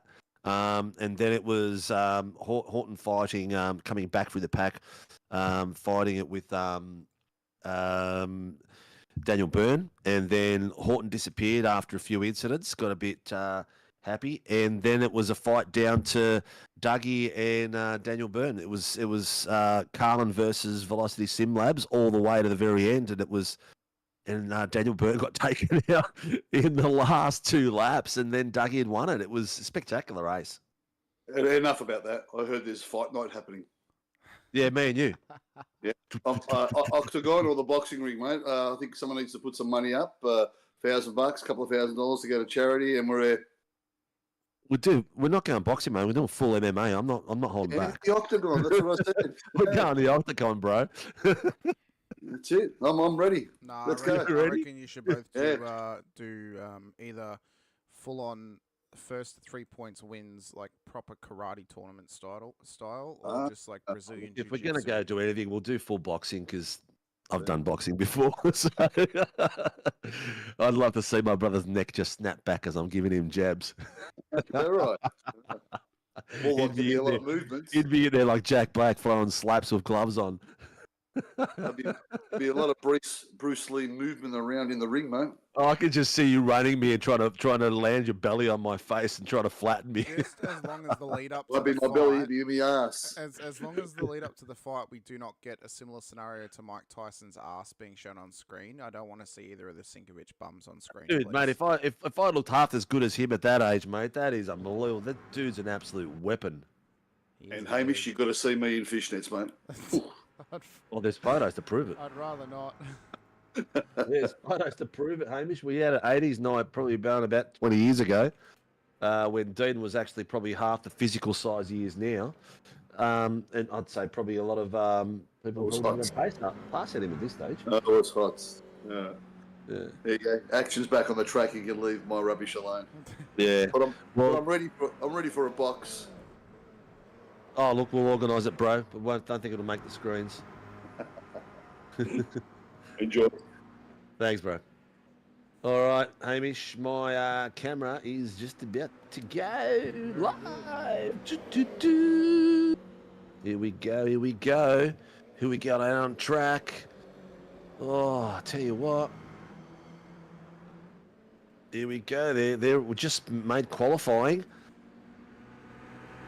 I'm just watching Belty. He's just sitting with his arms crossed, waiting to just get all the incidents, all the hot scoops for us today. Yeah. There we go. Becca Bogan. No pressure, babe. Mickey Rockstar Clifton, driver of the day prize tomorrow is. maybe he'll. Oh, he's already proposed, engaged, aren't you? I was going to say yeah. maybe he's already proposed, but you know, maybe you consummate the marriage at Lake Edge Holiday Units. It's his birthday gift. Oh, nice. Trent Allen, good luck. Jake, Greg, and Kurt from the Revolution E-Racing Stables. We've got a lot to go through now, mate. We do. We've got GR86 action to come across the next 20 minutes of racing. We'll then get into the second Supercars session as well.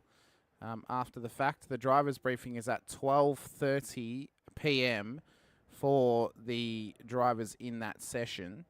But for the support race today for the GR86s, we've got a hell of a run coming towards us here for some drivers out on track. Ben Faulkner, well, the second Vermilion car on the pole for the day. It'll be the second of three because, well, his teammate, Zach Rattray White, will start pole in the main driver race this afternoon as well. So he'll start off the pole here in the GR86 race here this afternoon. As we get our grid up for this one, we don't want class, we want overall to see everyone who is in the field. Ben Faulkner will start pole alongside Josh Houghton, Seb Bardendell, and Dylan Gray will start on the second row of the grid. Dan Bartish, Jake Edwards on the third, Jamie Davis, Kyle Lavery on the fourth row, Doug Gowans, Ronald Allen for your top 10, Lachlan Costa, Chris Tomlin for your top 12 on the road, with Travis Nielsen, Nick Martin, Wayne Edwards, Andrew Martin, Brad Mays, Anthony Tradigo, I think his name is, Thomas Donahue, Andrew Rushworth for your top 20, Kevin Wakefield, Peter Gretton, Martin Lipsky, Greg Leake, and then we have Jake O'Reilly, Mick Clifton, Kurt Nommensen at the back end of the field as well. So, this race, Sinker, I expect chaos and carnage to ensue, being as it's for sheep stations, but it's not for a title. They get an award for winning this race. Did Ben get anything for putting the car on pole? No, we haven't got anything for pole at the moment, but we will give something away for the first three, and then we'll do first three in most positions gained, maybe. Yes, I was going to say that, but we'll also do a driver of the race that we pick between me and you.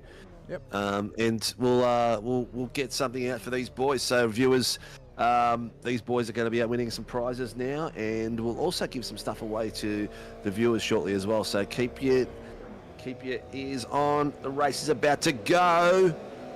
Lights up. Let's go racing for 8-6 action at Sandown. We are underway. It's a good start from the front of the field, but Jakey Edwards has absolutely bogged it off the start. It's a slow... I was about to say, Sinker, it's a bit of a slow getaway. Then I remembered, oh yeah, they don't get the power down quite as well as the old Not like the Supercar V8s, does. but everyone's coming through that first corner nice and clean. Well done to the guys. Already we've got people moving up the track. Jacob O'Reilly up 3, Kurt Normanson up 4. Oh, looks like we've had some spinners down the back. Oh, it's Greg Leake and Peter Gretton. Look at that crowd of cars. Someone's flashing their lights. Yeah, Costa's flashing his lights. He wants to get out of there. Oh, there's been a door on the main straight. Kyle Lavery, Chris Tomlin have had a moment together. What? And I believe Tomlin's lost his front wheel on that 8-6 as well. Yep, Do we see Tomlin's a requested a safety car? tow. This could be a safety car, first of the weekend, possibly. He's stuck on the main straight. He's been allowed a tow. Yep. So there's no safety cars on this race, so they can tow whenever they want for today's race. Okay. So if they're rotated, they can get into the pits as quick as possible and get back out there. Well, hopefully they don't get into the rhythm of doing that before tomorrow and then decide, oh yeah, I'm just going to tow straight back to pits and then get themselves a penalty. It's just for this race, just a one-off. Josh Horton's got the fastest lap already. It's the first lap, so he's the lead guy, so that makes sense. So this was the Lavery's moment. towing as well. Yep. So, oh, Lavery hooked it up and then straight in the side of Tomlin. Tomlin nowhere to go. Front wheel disconnected off that car, and of course he needed. Oh, look at that! A tow Carnage. back. Absolute carnage. Andrew Rushworth as well had a moment too. Look at this. How many Oh, cars yeah, trying to get through that little gap? Wakefield. Oh, my God. Yeah. Well, don't know if that was Wakefield's fault or not, but not that sure. was Wakefield's car that rotated him by the look of it.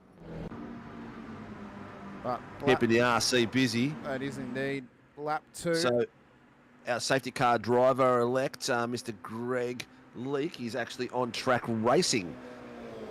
He is indeed. Yeah, he's up 4 places. He's got himself up to 20th already. Good old Leakey having a good old crack this season in the 8-6s.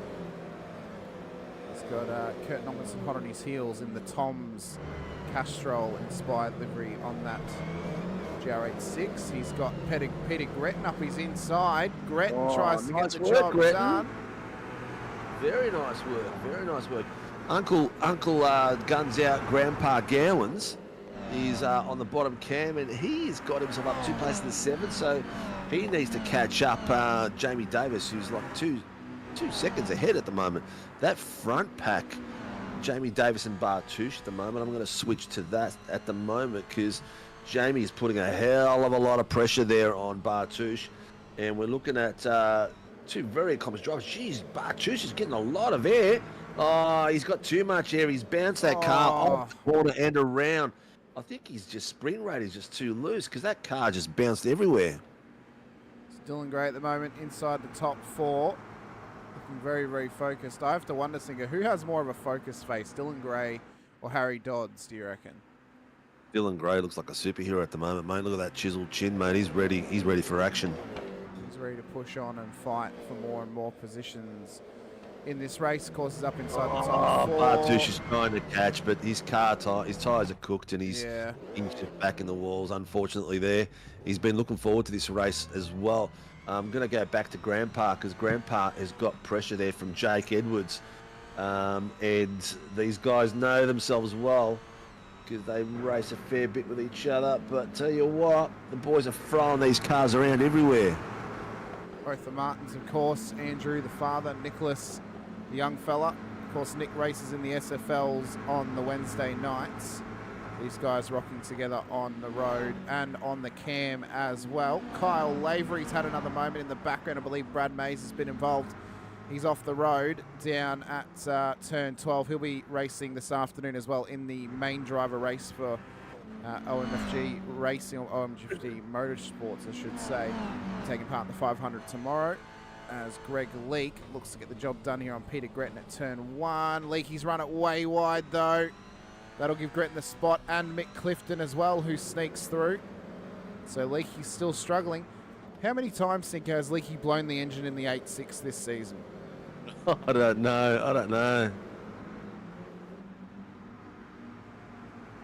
Nick Martin just trying to get past Lachlan Costa. Of course, Costa will be racing in the 500 with Ryan Mueller.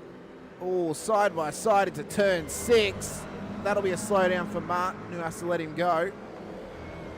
Costa, a current go-kart racer as well, Sinker, as is Mueller. So these guys, they got the onus that they want to go racing. They're just having a good time, trying to send it and get better as they go along as well. So they've got a good little adage for a young team of some young drivers. So we'll see how they progress across their future here in SRW or anywhere else they may be racing as well.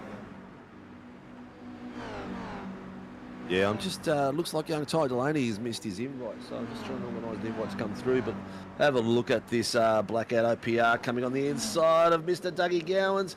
Maybe Dougie oh no, he's not letting it come back in. I thought maybe he'd gone soft after his title win. Quite possibly. Brandon's asking if someone in RC can chat to Angus. He's still waiting to chat to them. Brandon, I would say if you wait until after this session, or until after this race, Barb's about to have a quick chat to Angus before the driver briefing at 12:30, so he should be able to have a quick chat to him then. Times are looking good. Our fastest lap out there at the moment is Mr. Faulkner, I believe. No, it's not. Sebastian Vandel, the 1:21.651. Hang on, there's a penalty. Oh, 188 had hardware failure. Who was 188? Carl Lavery. Oh, there you go. So that was the incident between him and Chris Tomlin. That's unfortunate. He was really looking forward to that race.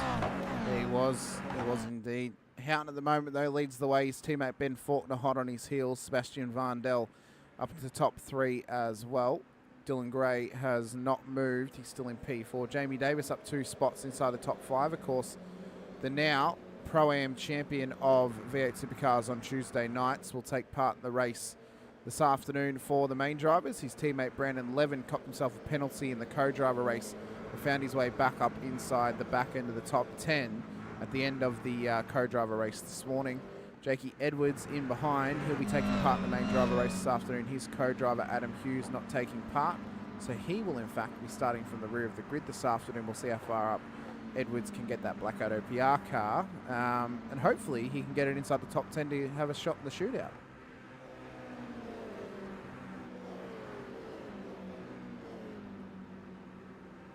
You see Nilsson still under pressure from Allen. Surprisingly, Travis didn't take part in the co-driver session this morning, Sinker. No, Brad couldn't race today last minute. Stuff going on with family commitments, so he had to miss out on that one. Okay, so Travis will be racing in the main driver session this afternoon. I don't know. I don't know if if he's available for the weekend. So we'll I'll find out later on tonight. I can get the ringer of Dean Sinkovic in for tomorrow. In the V8? Yeah, full send, 500 Ks. I don't know about that one. That's going to be, that'd be very interesting. He hasn't raced a V8 in a long, long time. This is what happened to Leakey down the bottom of the hill.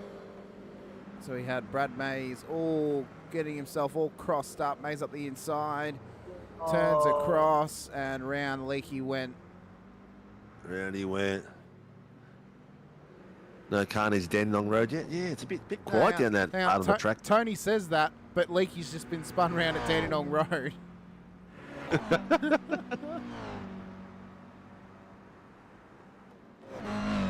Thomas Donahue as well, trying to chase down Jake O'Reilly, who we saw win the co-driver race this morning. He put in the pole time to get that car on the front row and then stayed there for the whole race, this time by having a nice, clean and fun run here in the 8.6s before his teammate Zach Rattray White will take over in the Vermilion Motorsports car this afternoon. That'll start on pole in the main driver session. They'll be hoping to find themselves inside the top 10 shootout as well. Still so much more action to come your way today, ladies and gentlemen. Of course, at 12:30 we're moving over to the main driver race session. That'll be 20 laps long, where the main drivers will have a go to set their grid slots for the 500 tomorrow. The top 10 drivers will then move into the top 10 shootout this afternoon We'll call the action for. We'll then go off air for roughly 10 to 15 minutes.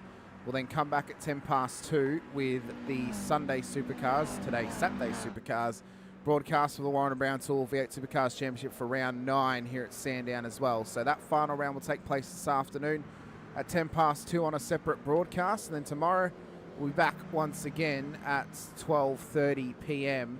for the 500 Ks, 161 laps here at Sandown as O'Reilly getting really, really squirrely through 2 and 3 there, Sinker. He is just sending this Vermilion Motorsports GR86. Oh, they're having a great little battle there, and the boys are they're leaving everything on the track. Nothing has been left behind. Bottom screen, Jamie Davis is trying to get a podium here with Sebastian Vandal in front of him. That's Dylan Gray. Dylan Gray, sorry. Dylan Gray. Oh, we've got a rotator in the back there. Oh, that was Thomas Donahue. He's full spin. I'm not sure if that was on his own or not. Yeah, what happened? But yeah, Jamie Davis is fighting like crazy there with Gray to get further up ahead. Oh, it was Wayne Edwards. He lost the car. And it rotated into him hard from that angle. What's happened? Oh, I think there might have been a bit of contact maybe, actually. Yeah.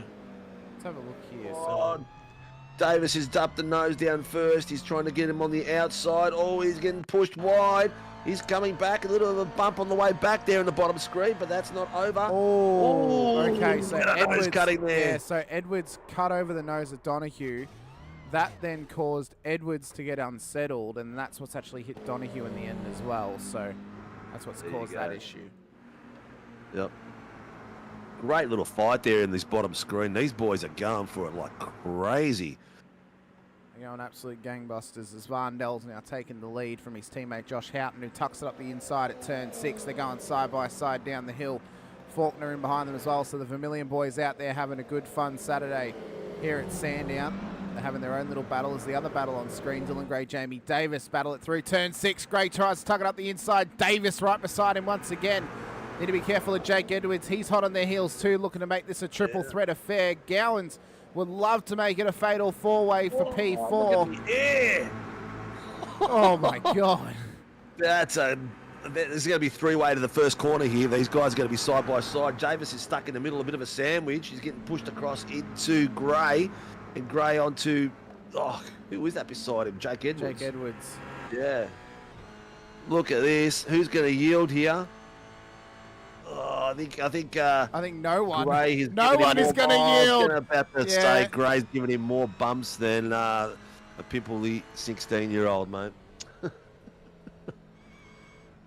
So yes, Davis Costa is having a Costa's. No, who am I talking about? My mind just went south then. Oh. Going way better in this than the Supercars. Yeah, he is. He's doing well. I was just watching the impact in the walls. Let's have a look. Great bit of racing. What's happened with Dylan Gray and Jamie Davis? We'll go on board with Dylan Gray for this moment. So you'll see Davis come up his left-hand side. There he is. Oh, so there might be a little bit more to play in that than what we may first think, Sinker. If race control are giving out penalties in this race, we'll let them decide what the appropriate penalty would be. But now, Grandpa Gowans and Edwards are taking advantage. They now find themselves inside the top 5. And this is the way that Gowans has won the GR86 Championship. Just keeping it consistent, keeping it clean, and picking up those little scraps of positions that people drop when making mistakes. Look at those Vermilion boys go 3 wide down the straight. Wide for the cameras. They're having That's all camera work, mate. Oh, they're having an absolute belter of a time. And they're having a race between themselves, but it's all for fun. And, you know, if they take each other out, well, who cares? It's not worth any points. They're just having a good time on track. Yeah, 100%. 100%. You know what? And the whole weekend is about fun, giving prizes away, making everyone, you know, have a bit of fun and enjoy the stream, enjoy everything. We've got 69 people out there watching. Please like and subscribe. Hit the notification button so you get a bit of a ding noise every time we're online, and you can come watch us through the season 2025. A lot of things going to be happening. We're going to give some prizes away soon, so stick around just after this event. And we are down to the last 10 minutes of this 25-minute race, lap 11. Yeah, it's really rocketing on by quite quickly, isn't it, Sinker? As Oh, I Martin know. Lipsky off the road into turn 2 and turn 3. Lipsky's time. Don't need the tow. Just press the tow button and off you go. There's Mr. Gretton with his Captain Crunchy. Yeah. I like the livery, man. Good old Captain Crunch. Trying to chase down Kurt Nommensen at the moment. O'Reilly and Costa battling at the stage. O'Reilly's just gotten him past. That's 15 positions gained. Nommensen up 13. If he can have this sort of a run tomorrow in the Supercars, which would be a bit better than what he did in the in the qualifying race earlier today, he could be on for quite a special performance tomorrow if he can match this sort of performance here in the 8.6. So he's up 13. O'Reilly's up 15. An off track for Andrew Martin will make it 14 when he comes past. Yeah. So that's job done for Kurt Nommensen. Make it 14 spots gained. Jacob O'Reilly up 20 spots. Or 15 technically because of the some of the drivers who are not racing. But yeah, he's up 15 into P11. Yeah. He's done an incredible job to get to that point. We need to Mr. figure out. Wakefield is having a battle here with this is not right. My tower's not right. That says Peter Gretton, but it's not. It is Peter Gretton. His livery's just... Oh, no, he's up there. It's Chris Tomlin who's right in front of him. He's a lap down. That's Yes, what makes sense. so Yeah, I was flat looking at it traffic. thinking, what the hell is going there? So Grandpa Gowan's just gotten back past Jake Edwards now up into P4. We need to start thinking about who we might want to decide as driver of the day. Now, you might think, it should be Jake O'Reilly. He's up 15 spots. But I would argue O'Reilly, if he had actually... Oh, do we? Who for? Yes, we do have a drive-through. I couldn't hear the name. Maybe the RC team will put that through. I think it was one of the incidents later on. We'll see what But, they say. yeah, we'll see what RC says. We'll keep I an know eye they're- on the pit entry, see who comes in for a drive-through. Thanks, Matty. Really appreciate it. It looks even better when we're racing tomorrow and the numbers are lit up green for whoever the co-driver is. Trust me, it looks absolutely mint. I was up till about 12 hours. it must have been Kevin Wakefield. He's gone in for a pit. Yeah, so he must be serving a drive-through. I just saw that car go in. Yes, he is serving a drive-through. He won't be happy. Let's go and have a look to see how our safety car driver, Mr. Greg Leake's doing down the back here. Yeah, where is Leakey at this stage? There he is. He's give him a bit of moments of fame. Yeah, he's doing quite well for himself. So just quickly... He's one of the OGs, mate. One of the old guys. He is one of the OGs. Just quickly, for a driver of the day, chat for a second. You might think Jake O'Reilly would be your number one pick for most positions game, but I'd argue that if he had actually qualified, he probably would have been up the front. So I don't think it's necessarily fair to give it to him to make up 15 spots. I kind of want to nominate Kurt Nommensen at the moment. 14 positions gained, has been battling through the field, and is up inside the top 15 cars on the road at the moment. If he could, arguably, if he could get up to Anthony Triguido, he could make this 15 spots and then be on for quite an impressive performance. It's actually Dylan Gray who has the drive-through as well for the moment with Jamie Davis. So that's why Gray is coming through lane, unless he's pitting. No, he's pitting at the moment, so that's actually a pit stop for him. Those Vermilion boys are still battling it out at the front of the field, having an absolute cracker up there. Yeah, they're just swapping it around, aren't they? They're just letting each other lead here and there. Go Rockstar Clifton and Martin from Steph. Matty, can't wait to see it. Very bumpy for Rushy. And Rushy was 033. O'Reilly said something just then on comms. I'm not sure what he said, but I'm sure it was relevant to somebody. Mr. Dodds is trying to show us the Supercars images. I've seen them, Doddsy. I'm going to save them on my phone and I'm going to put them on the stream after the race this afternoon. So, yeah, they've released images of the Gen 3 car. Yep. I haven't actually got Dodsy's camera linked up at the moment, so but we'll show the images afterwards. Thanks for showing us that, Dodsy. We'll show the images afterwards. I'll grab them. Someone sent them to me before, so I'll quickly grab them now. There's a great little fight going here with Kurt Nommensen as well. He's got the boys behind him. Dylan Gray got the boys of Kurt Nommensen, Peter Gretton and Andrew Martin chasing him down. Oh, Dylan Gray's gone out real wide there in the bottom screen. I want to see these Vermilion boys take each other out. Yeah, it'll be a pretty interesting moment, wouldn't it? It's like gloves off. That's it. Oh, here we go. Speaking of the devil, you bring it into existence. Gloves off. Let's go. Do the old Henry Cavill cock up the fence, ready to go. Gloves off. A little detail for anyone who's seen Deadpool Wolverine when he's Cavalrine, he actually does the cock of the wrists as a little nod to that moment. So I thought it was really cool. He does. Yep. Pretty cool little detail. But yeah, we'll quickly bring up the image of the Gen 3 cars once I've actually because it actually the images have been released. Of course, they're releasing next week on iRacing. There they are right there. The Gen 3 Supercars are in iRacing as of next week. Little details for you. We mentioned earlier they have actually got the drivers' names on the windscreen of the car as well. So they're going to be coming into SRW next season. This is our last weekend of Gen 2 action for the Supercars. And then as of next season, we go racing in Gen 3 as they're coming past Mr. Leak at the moment. Roundy's outside. They did the job well there. Leaky held his line and they just came on past him. And that is the mindset drivers just need to have tomorrow, Singers. Just hold your line. The faster drivers will come past you where they can. You know, if you've got blue flags, you don't necessarily need to pull over to let them go. It's the onus is on them to come past safely. Yes, I'm just sorry. I got caught reading something through the chat because people are messaging me everywhere, left, right, and centre. Thank you all for watching. There's 80 people out there. Please like and subscribe and get ready for some epic racing coming up soon after this epic racing finishes. So be really cool to win some prizes soon. As soon as we get this bit done, the race is done and we announce the winners, we will give some prizes away to the viewers as well. So watch this race because it could be a question related to this race. There very well could be. Yeah, Dozzy saying that's what I was just going to show you. I know, Dozzy, I mentioned that on the broadcast. If you have the volume on, you would have heard me say it.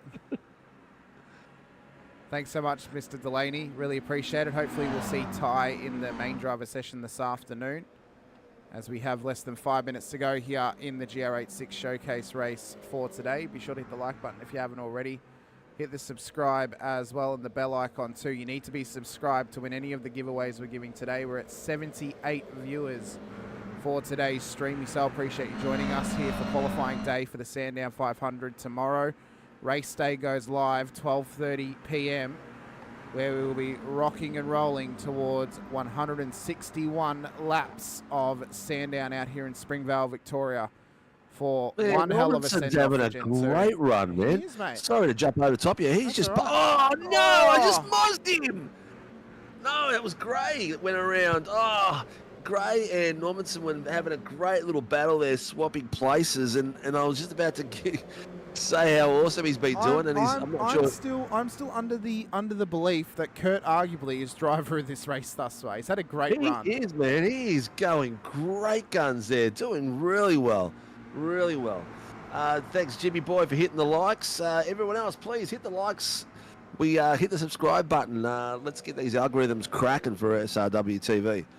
That was a great bit of driving. He was like literally fighting left and right all the way down that straight in the last few corners. So he's really settled. He's just sent it back up the inside of Peter Gretton. Are you sure it's him driving? Oh, mate, that is unbelievable. That was a great move. Kurt needs to race in the GR86s on Thursdays, apparently. Oh, mate, he's driving it like he's been in there forever. Oh, no. No. Get unsettled with Gretton, keeps it going, though. That's just good hard racing, Sinker. They're having a great run, but that slowdown's going to cost him. Lucky he wasn't rotated, so that, the slowdown will cost him. It'll give... there's Gratton's tucked in behind him. He's chosen to stay behind. I think he's already cleared it. That was a bit of a readdress, maybe. Yeah, quite possibly, or just, knowing that he would have cleared it by then. But this battle's going to continue on. Final lap of the race. The car behind them? That's Chop, who's a lap down. Yeah, so he's a lap down. He's just having a good old time. Yeah, he's a great mate of Mr. Gretton. So he'd be rapt to be just racing around each other and having a bit of fun. So we should have one lap left to run when Faulkner crosses the line. He should cop the white flag. Oh. That is a great drive. That is definitely a pass of the day for. Oh, Oh no! Robinson, the roof of his car as he finishes the drive of the day. We've got one lap left to run. White flag lap for Ben Faulkner. I still think he deserves it. Apart from Yes, that I think he moment, does too. I what think actually happened ambition to him? outweighed talent just then. What happened to Let's him? have a So we had look. Dylan Gray. Oh, so he tried to find a gap. He got a shake off that. Oh, the car unsettled. We've seen Dylan Gray actually do that on the main straight of one of the races where he's pulled out and the dirty air, it got under the car and he lost front traction and the car just fully rotated. So it does happen in these cars, and I reckon that's what's happened to Kurt there as well. He pulled out too quick from underneath the draft. Yeah, I'd argue he's still probably driver of the day at this point for this race. Sensational. Just the stack of the day as well. So definitely. So he gets all the awards, but at the moment, every single award is going. Actually, I was going to say it's going to Familiar Motorsports, but Jake Edwards and Doug Gowns has somehow gotten past Seb Varndell in all of this, and Edwards is now up into P3. So Faulkner leads them round towards the final couple of corners as they run through towards turn 12. Oh, good. Oh, we've got a heap of interviews waiting for us. Oh, no. Sorry, everyone's in the briefing room. I do apologise. As Faulkner comes across the line, he wins the GR86 feature race here. Houghton P2, Edwards up into P3, Gowans P4. Varndell is going to come home in P5. Big damage on that car. O'Reilly up 20 spots into P6, but if he'd actually qualified the car, well, he will have well and truly been inside the top 10. Ron Allen across the line in P7. Lachlan Costa in P8. Travis Nielsen looks to come across the line in P9, but he looks to have a slowdown possibly. He's going very, very slow down the straight. What has happened to Nielsen? He's letting Martin past. Tradigo. He's out of fuel. Oh, he's out of fuel. He underfueled the car.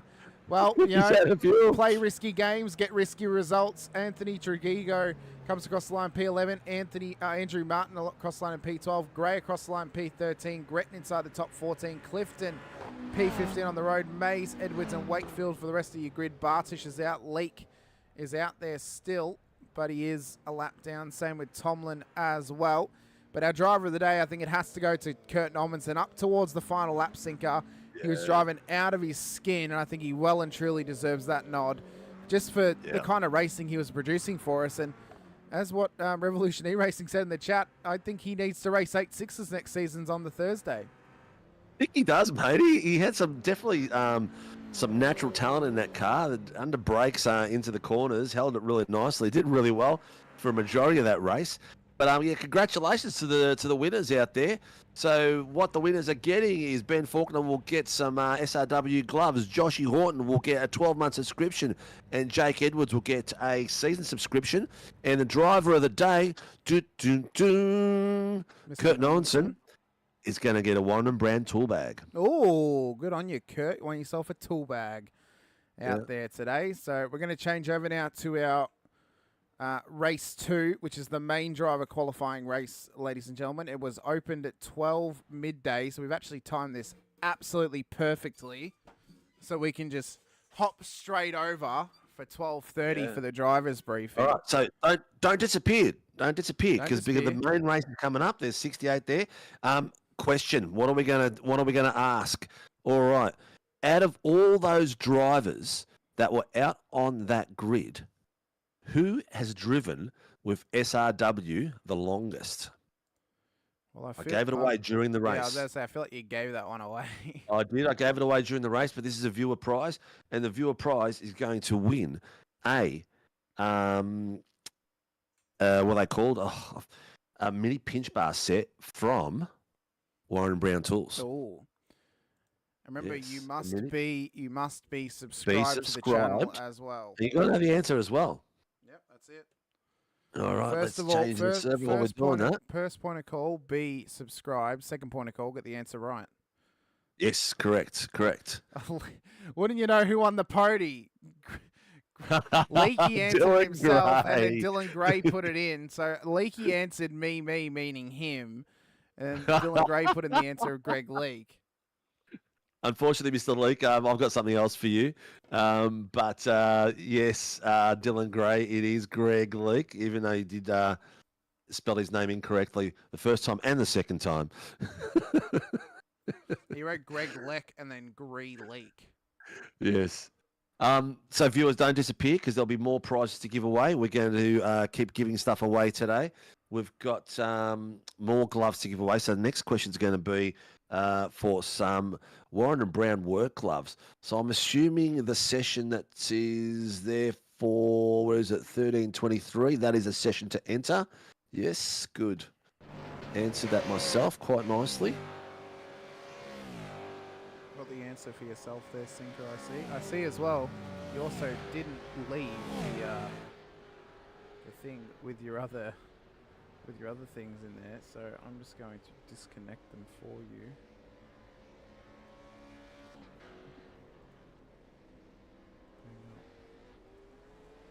Hang up, there we go. All right. So we are into the Supercars session now. Do I need to reload anything? I don't think I do. No, I don't. Fantastic. You'll love to see it. So right now, the main drivers are out on track for their practice session. They've got 40 minutes of practice before their race this afternoon. We have got some cameras going. I've got to figure out who's who across the cameras. Obviously, we know Mr. Warboys. His camera is going once again. And I'm not sure who this is, but we'll find out. Briefing room is very full. Still a lot of people in there talking. So RC is going through and just running down through some rules. One of our excuse me. One of our biggest rule that we have during a race is comms use. And RC will not tolerate people jumping on and complaining and yelling at people and stuff like that. They'll give them a black and white flag, and then next time around they'll just say, that's it for you today. So we'll be seeing all that. Autocorrect. Rebecca Bogan. Still, oh, you got it right next time. The out there, what else we got? Laura Clark, Ghost, Stacey, Andy Munn. I'm not sure whose camera this is at the moment, Sinker. He's actually joined. I'm trying to figure it out by way of who it is that's only just joined this session. Okay, so it's a 0 in front of their number. It does say is this type of number? No, it's not. It's not Tom. It's not Will Munro. It's not Will Munro. It's not Will Munro. He's on track at the moment. It's Scotty Weston. He's actually said his car number wrong. No, it's not Scotty Weston. It's a 0 something. I think. It's a Ford. It's a Mustang. Yeah, it is a Mustang. It's not Sheafy. Doesn't have a livery on this car. Oh, it's Nixon. It's Connor Nixon. Oh, the pretty boy himself. Yeah, Mr. Nixon. Okay. Into the wall you go. That's who it is. It's Mr. Connor Nixon. So Connor's out there rocking and rolling around in his car at the moment. We, of course, also have Mr. Warboy, so I need to relink his camera.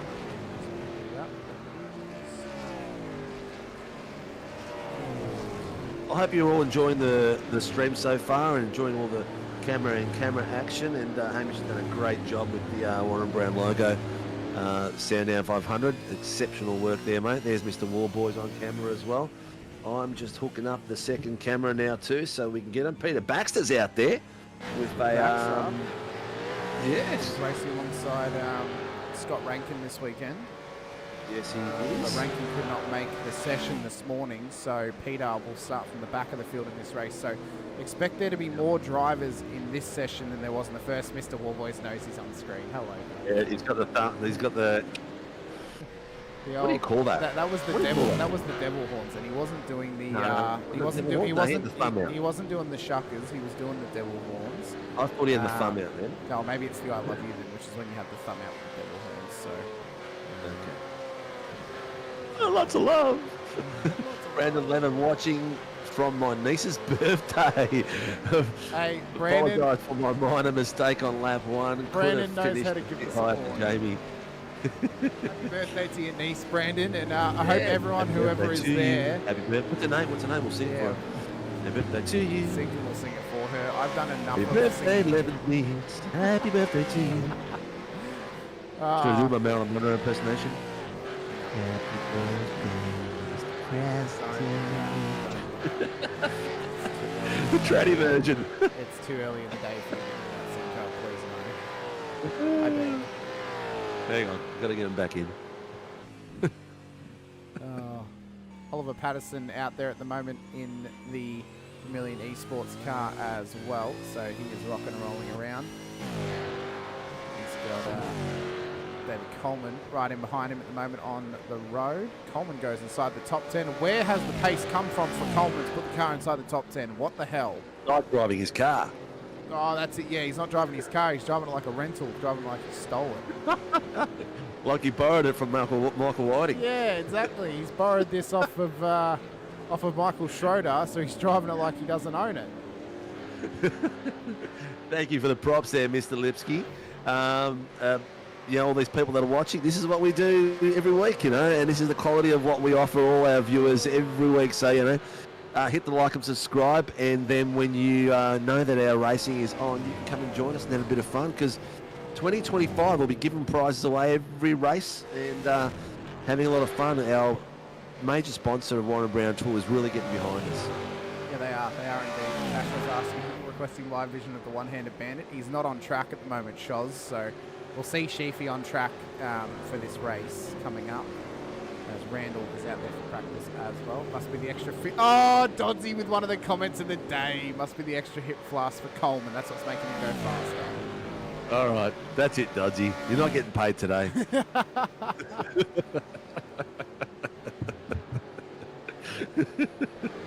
I love it. I love it.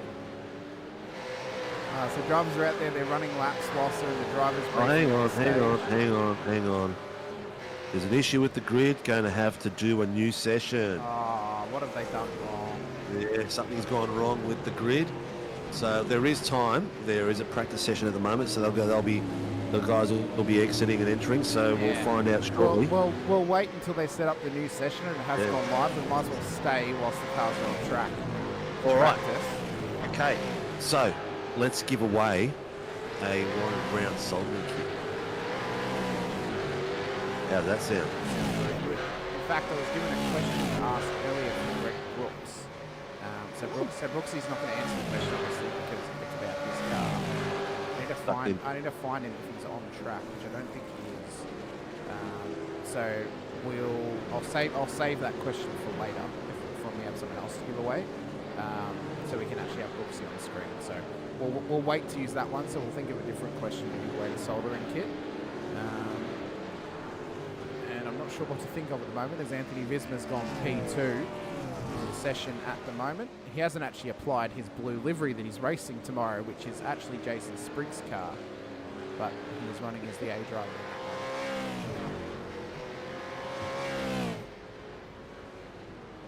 Feeling grey. If I'm slow, it's because of my lunch. Really? Why are you wearing it? Is he supposed to be driving? I'm not sure.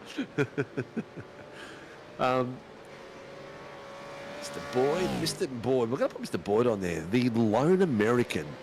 At the moment, what have we got? We've got... That is livery on the car as well. And my trading page is open and it is updating. But yeah, without his actual livery on the car, I'll close my trading page and reopen. That should reload his car for us. Zachary Glasgow out there as well. Yep. Cars are looking, really, really nice. Speak up. Who's muttering? Yeah. Beck? Is it me? Is it me? Am I muttering? I have to save my voice for tomorrow. You're rotating. Oh, hit the wall nicely. No laps, no setup in the 86s. Had me some fun. I'll tell you what, they are some fun out there. Those 86s, really cool cars to drive. And look out for the seasons opening up next week for the 86s, the Tuesday night and Sunday night V8 Supercars. Going to be a bit of a change in the Sunday Supercars, so look out for that. Also, a slight slight adjustment to the Tuesday night's V8 too, and then we've got our Formula Super Lights, as I call it, which has been an epic season. And don't forget, tune in Wednesday night at 8 p.m. to watch the Australian Open Wheel Nationals 40 of the fastest open wheel drivers in the country, fighting it out for the Australian open wheel national title. Yep, at Mugello on Wednesday, Sinker. So that's going to be a massive affair. And, mate, I haven't been on track for 10 months. I went and took out the Formula Superlight on Mugello, and I tell you what, that is going to be... That's going to be an epic race, mate. So for those S's, the paces they take for those S's, and I just know these guys are going to be too wide through there, and it's just going to be epic. It's going to be some amazing racing. Yeah, I did not mask my excitement very well when I saw that Mugello won the wheel spin. I definitely screamed out like a little schoolgirl because I love Mugello, and I think it's going to lead to some phenomenal racing. Greg Leake says that your mic's a bit quiet. Just how? I'm just not talking up, Leaky. That's the problem. Oh, that's all it is. Yeah, He's just because been a bit shy if I turn it up and then all of a sudden I want to yell, it sounds way too loud. So yeah. You know. That's it. There's the angry Tassie Devil car of Scotty Weston and Brett Taylor. Looking pretty good. That's, you know what? That's one of my favourite liveries so far. Yeah, I like it. It's a nice combo. Yeah. We did mention that we were going to do an award for not only best livery but also best Frankenstein combination livery of where it's either two. You know, that is it. Yeah, it's one of the nicest. That is definitely Yeah, a couple others out there that we've got. Alsey. Who's Jack Alsey? Do you know Jack Alsey? Jack Alsey is driving with Brad Mays this weekend. Okay. Yeah. I'm just trying to see if there's some new names in here that we don't know about that we'll talk about. Teo Sereno, we know. We know Teo Sereno. Yep. Mitch Muller, I don't know a hell of a lot about. Driving for Performance Sim Racing, so one of Tyson's drivers. Oliver Patterson, which I believe is actually Shane Patterson's son, possibly. If Patto's in the chat, he can tell me if it is or not. Okay, Rian Campbell. Yeah, Jakey Edwards, fire up Blackout fans. So Edwards is into the session. Fitzpatrick's out there as well. Delaney is in the field. So Ty has all the work to do in his return to SRW Supercars. The Season 3 Pro Champion returns to the field for the first time since he won the title at the end of Season 3. He hasn't been in the SRW Supercars field since that final round. He's been a busy boy. Been a very busy boy. Andrew Hoffman Hoff. Hopefully he's not related to the Hoff. No, he's not. Yes. Hardly unlikely. Hamish? Yeah. Very highly unlikely. Yeah, very highly unlikely. Baywatch is very old. Hoff is very old, so you know. Who else we got out there that's a new name that we don't know? We'll go through that. Mr. Lawford's out there having a good of a... Alan Mazzaroli. Yep. Russell Uren as well. Keep an eye on him. Yep. Tomorrow he's racing with Reg James from WKP Sim Sports. Uren, one of their newest drivers to join the team. He was a bit of a revelation in vets. He won Split 4, so he's the first ever Split 4 champion in vets. Goes up to Split 3 this next season, and he's got some wicked pace about him. So keep an eye on him tomorrow and today as well, obviously too. Already proving that he's got some pace. Ryan Mueller, who we mentioned, he won his free season with SRW. He's one of our giveaway winners. He won a free season for Season 1 of 2025. So he'll be racing, and he's been racing with us this season as well in the GR8 6s. So he's he's doing well. He's doing the right thing. He's answering questions in the chat. He's watching the show. He's racing at SRW for free, apart from today, of course, which he had to pay the entry for. But you know, $5 is $5 since it's $5 per driver or $10 for the whole car.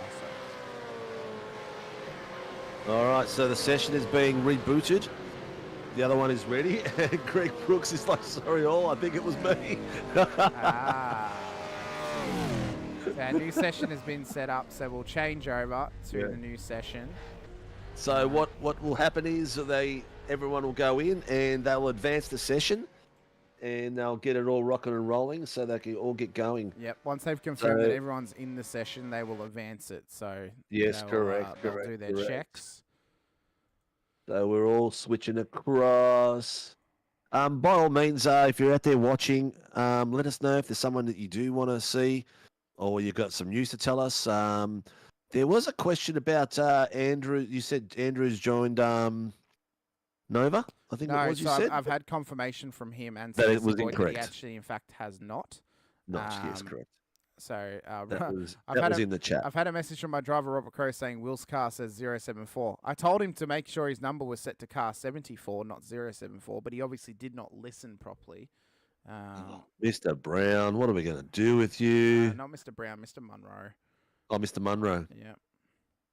Mr. Munro. sure I've actually got So the I right can only session. see one session here. Is this the session here? The Hang on. 15, 20. No, that's the one that's shutting down. Yeah, it's the 11-minute one, Sinker. So I can't see it. 12:40 was the start time of the session. Here we go. 10:53, 10:52, 10:51. That one.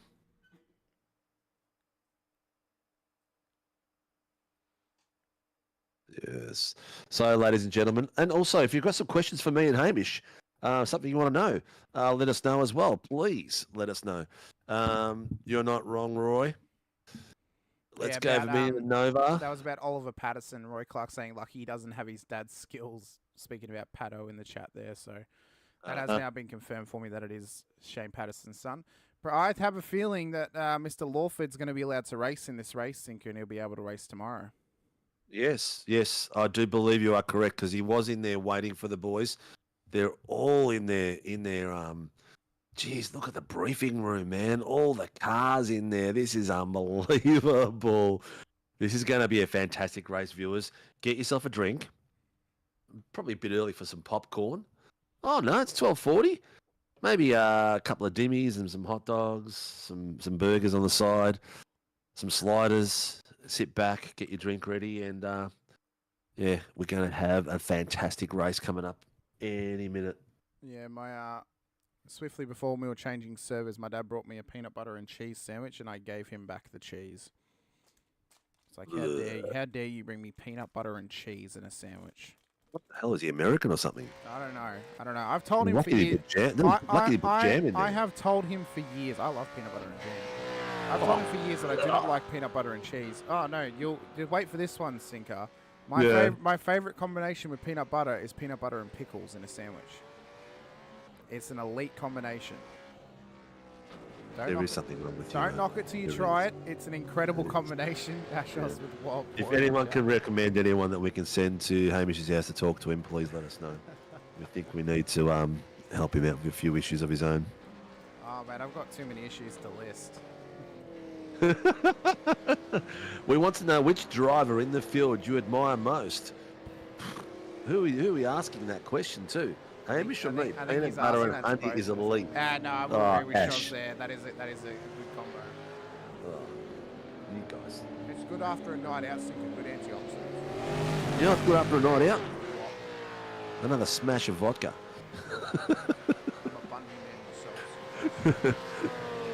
Yes, I kind of guessed that from your Facebook picture. All right, so there's a massive grid out there. We had a few short for the early session because some of the drivers that couldn't make it, so they appear in this session now. So they've got a good big grid out there. This is going to be sensational. This is going to be an absolute mega race on its own. And just to think, we're going to have this mega race, and this race, top 10 are going to go out to a top 10 shootout. Oh, that's going to be fantastic.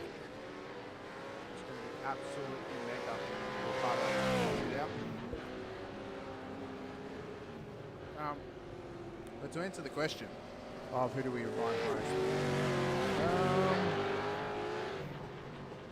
probably Stefan Dye in this race, I think. Just the fact that they're racing together, they're having a crack. You know, they're not at the pace of the pro drivers, but they're out there to have fun and they're out there to have a good time. Well, let's face it, we're all about the underdogs, aren't we?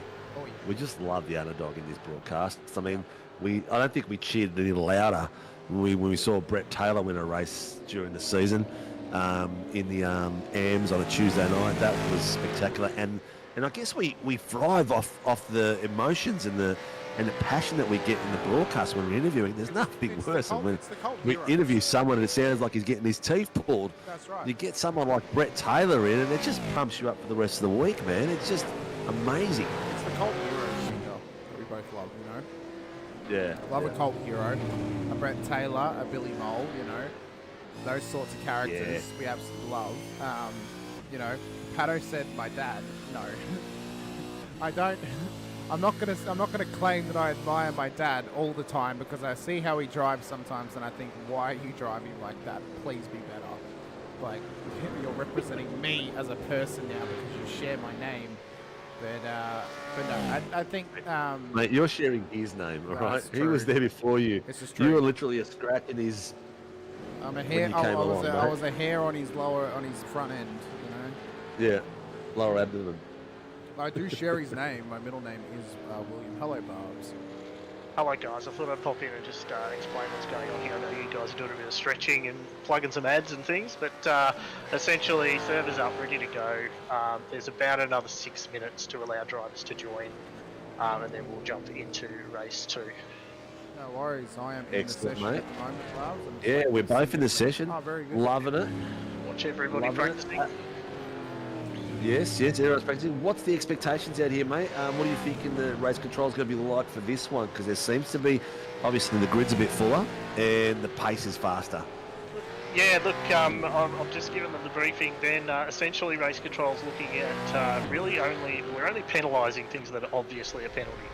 So the briefing for the guys was to call it out if you think you're hard done by and you think it's pretty obvious that someone's made an error or breached the rules, but we're not really interested in assessing minor contact and minor impeding and off tracks and things like that. We're trying to keep it nice and simple for the 20-lap races. Excellent. Any silly questions in the booth for the boys that were downstairs? Actually, while you're down there, mate, go. Yeah, I was just going to say the only silly questions, or the only questions we had were around driver swaps and things like that.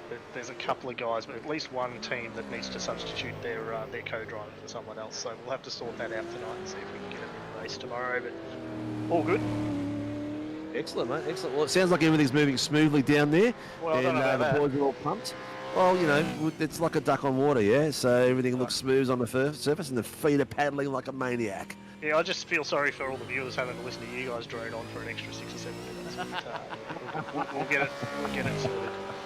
All right, there you go. First apology for the day. Talk to you soon. Bye. Cheers, mate. All right, ladies and gentlemen. It is that time of the day where we're coming up to 5 minutes, and then we've got the lead drivers competing for that top 10 shootout. Shootout will come. We've got someone having issues with their... Ty Delaney looks like he's having issues with his internet. So race control has just gone in and said, can you please check your internet? You may need to refresh. Ron Maguire in the chat saying, hope we're running these cars again next season. You'd be pretty hard pressed for us to run Gen 2 when Gen 3 comes out next Wednesday. So we're running Gen 3 next season, Troy. That's not going to happen, but it is what it is. It's natural progression. If we get enough request for it or enough interest, we may move to run Super 2s at some point as a feeder to the Gen 3. But that would be like 6 months' time to run that sort of thing. So for now, Gen 3 is going to be the only supercars we offer as of after tomorrow. But yeah, 6 months' time we may reevaluate, ask the drivers what they think and what they want. And if they want to run a Super 2 series maybe on the Tuesday before the Gen 3, then we'll try and accommodate that if that's what they want. Oh, full rotation there from Josh D. King down the back end. Let's see who we're going to break on the bottom camera now. Blake Fitzpatrick. He's running today with who? Mr. Fitz, he's running with Mr. Banks. Mr. Banks. So we showed it earlier as well, but this is what we'll be running next season. The Gen 3 car. This is the last weekend of Gen 2 in SRW.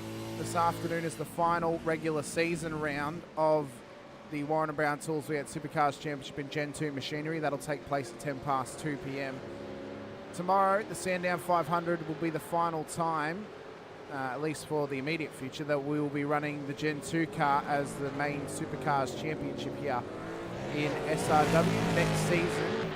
January 28th, I believe, is the current penciled in round 1, which will be a Tuesday. We will be moving to Gen 3 in 2025. So You can expect that on your screens next year, so get your liveries ready across December to come racing with us in January. It's going to be a massive season to come. You guys do not want to miss any of that action, so be sure to hit the like, the subscribe, and the bell icon as well, so you aren't missing anything that we have to offer for you here this weekend and coming up next season as well. Yibbity, that is all. It's going to be epic. It's going to be really good. I'm wanting to see if this new car is actually going to be faster as well.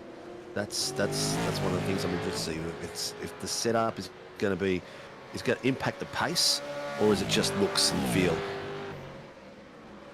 Any rumours or speculation about what the next gen will be like? Apparently the sound has been scanned on, so the Mustang has been scanned on a DJR car, and the Camaro has been scanned from Heimgartner's car for the sound of the car at least.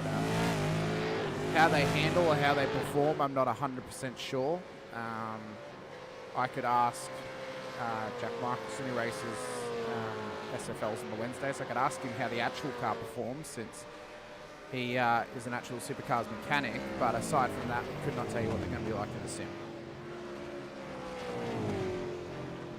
Just doing some housekeeping at the moment, man. I'm just sending out a message to all on Facebook that lead driver race about to start, and hang on for a killer top 10. Stay here or change viewing. So Beck, for the Sunday, Beck, for the Sunday race, or technically the Saturday series race today, the Warren Brown Tools Supercars Championship, there will be a separate broadcast at 2.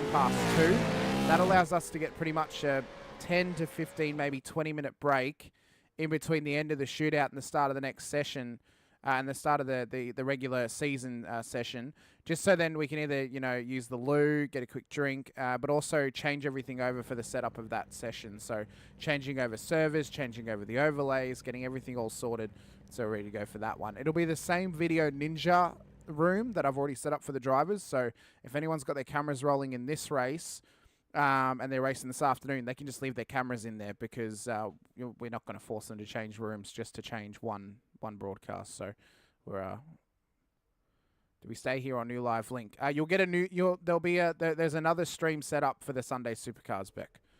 We'll link it in the chat before we leave this afternoon, but we're staying here right to the end of the top 10 shootout. Once the top 10 shootout is completed, we'll be going off air for a little while, and then we'll be returning for the regular Sunday series race as well. But the starting grid for this race will be how they finished race number 1 this morning. Zach Rattray White takes over from his teammate to pilot the 217 Familiar Motorsports machine at the front of the field. Let's fix this up proper. Zachary Vlasblom will start P2 with Ty Serrano in P3, with Anthony Visma in P4. Billy Mole, Connor Nixon for your third row of the grid. Mark Houghton, Blake Urquhart for your fourth. Jamie Davis and Greg Brooks inside of the top 10. Troy Dooley, Brad Doble, your top 12. As we then move back to Stacey Boyd, Blake Warboys, Jack Alisi, Oliver Patterson, Tyler Sheaf, Di Feldman, your top 18. David Coleman, Sebastian Vandel for your top 20. Scott Weston, Damien Cairns, Ryan Mueller, Josh King for your top 24. As we then move back to Angus Lawford and Mitch Muller at the back end of the field, with Mitch Noble, Jake Edwards, Peter Baxter, Russell Uren, Blake Fitzpatrick and Ty Delaney, the rest of the field out there. I've just noticed as well, Will Munro has not joined the session. He never changed servers, Sinker. So that 74 car will be starting at the back of the field for the 500 tomorrow. Bloody hell, William. Yes, we're waiting for Jamie Davis to get in the session. I'm going to put my camera on Brad Doble in 12th position. He's going to be in the middle of the pack. We have currently, how many on grid did you say? We've got 33 cars on the grid, so we're missing 4 cars for 33. The 500 tomorrow. Ty Delaney is having issues. RC is monitoring his internet at the moment, so hopefully it gets sorted and starts working a bit better. Just an opinion though, do you think these things take more skill to drive than hell yeah. Yep, hell yeah. No traction control, no ABS. These things are like ice. So I've been given a hot bit of news from Brandon Griffiths. So Angus Lawford's replacement co-driver for tomorrow is James Scott. Oh, nice That work. right there is a race-winning combination. All of a sudden, the game has changed.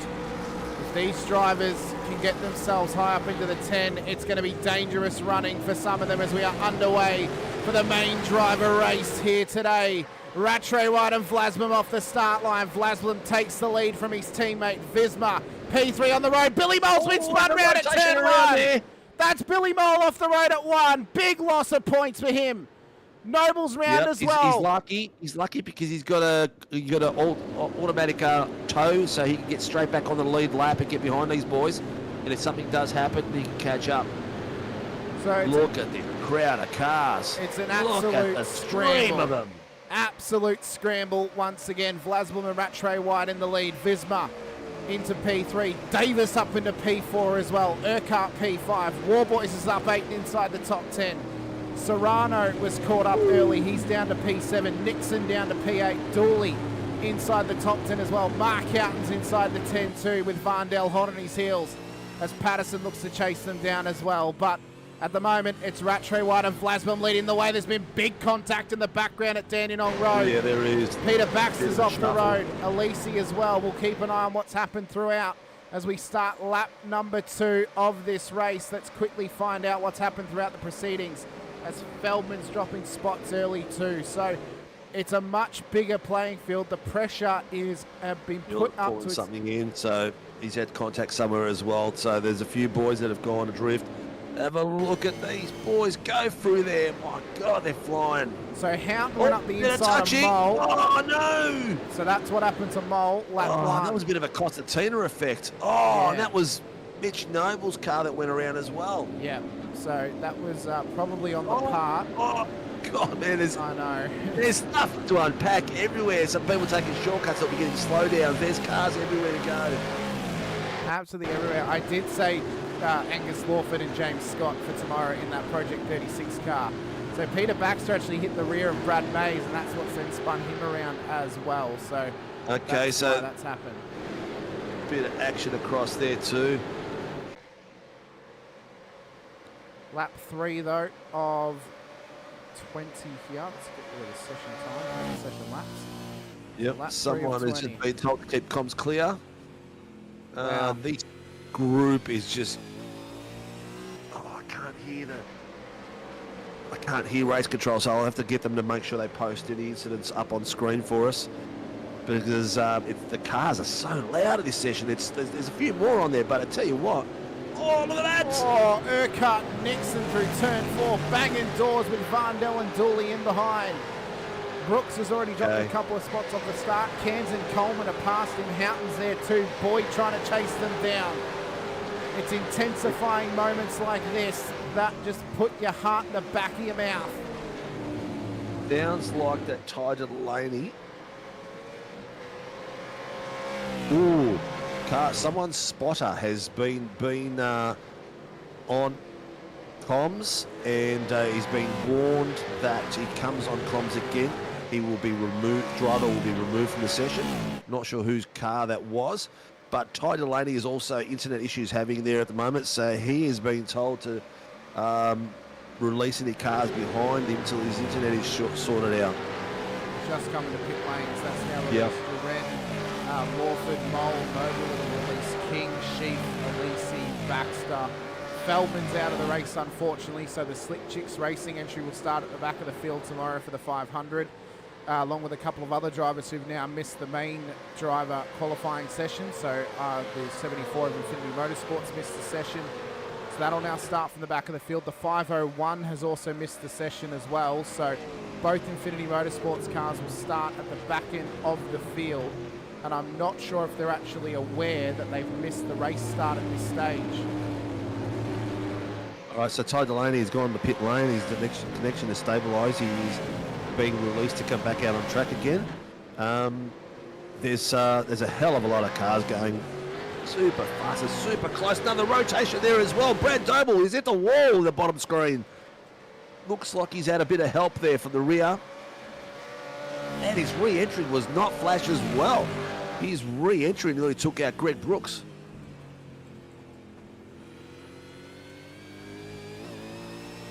R02 has been told to readdress positions to 788. That's Connor Nixon. He needs to readdress to Blake Urquhart. They were banging doors earlier on. Yep.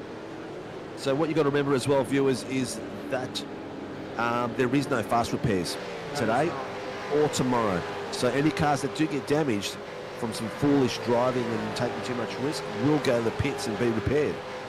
Guys apparently rejoining now. She had disconnected, but now she's getting back out on track. She is a couple of laps down. But if anyone Nixon else is disconnects, readdressed. or he's readdressed, Urquhart's come past. They're still battling it out down the hill. No. He's been told that is not a complete readdress. You can't just let the car go side by side. You need to let the car gain advantage, like it is now, and that is a readdress fully completed. So Troy Dooley, I'm going to say it's a bit weird seeing him in Cowie's car as the lead driver at the moment, but Dooley is rolling around in the 991. Coleman's in behind. Cairns, Patterson, Boyd and Houghton make up the top 15. Rattray White still leads the way. Vlasbom, Visma, Davis, Serrano, Warboys, Varndell, Urquhart, Nixon and Dooley look to make the top 10 shootout. We've got 15 laps to go to settle themselves out. You could very easily have people drop outside of the top 10 as Uren looks to get it sent up the inside from Greg Brooks. Brooksy straight lines turn number 1. And now Uren is under pressure from Angus Lawford. We mentioned it before. Lawford, as Uren goes off the road, Lawford looks to be racing with James Scott tomorrow in the 500. That would be a dangerous combination, especially if it's inside the top 10. Yeah, he just needs to get there up near the pointy end for him, and it's anyone's race. Look, to be honest, it's anyone's race no matter where you finish in this quali, because we're talking a long race at Sandown, and there's going to be situations where the safety car comes out and you'll be able to unlap yourself. So it's going to be everyone's race up until the very end. Well, at this stage, they're still battling on. Blake Urquhart is putting a lot of pressure there on Nixon.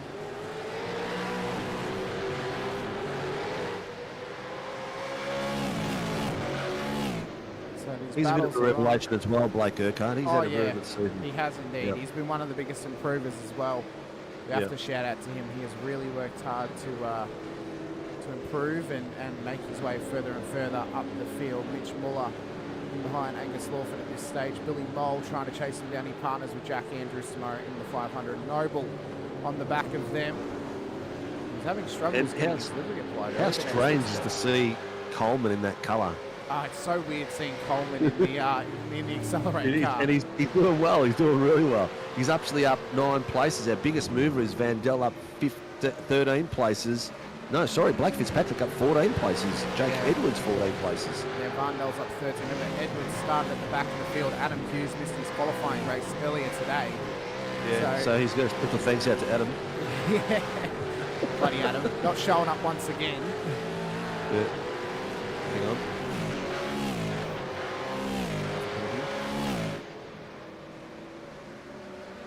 Car 422 has got a driving infringement drive-through penalty. That's Jake Edwards. We just mentioned him a few seconds ago. We're on screen with him as well. So he's first to go through for a bit of a toilet break in the pits. Yep.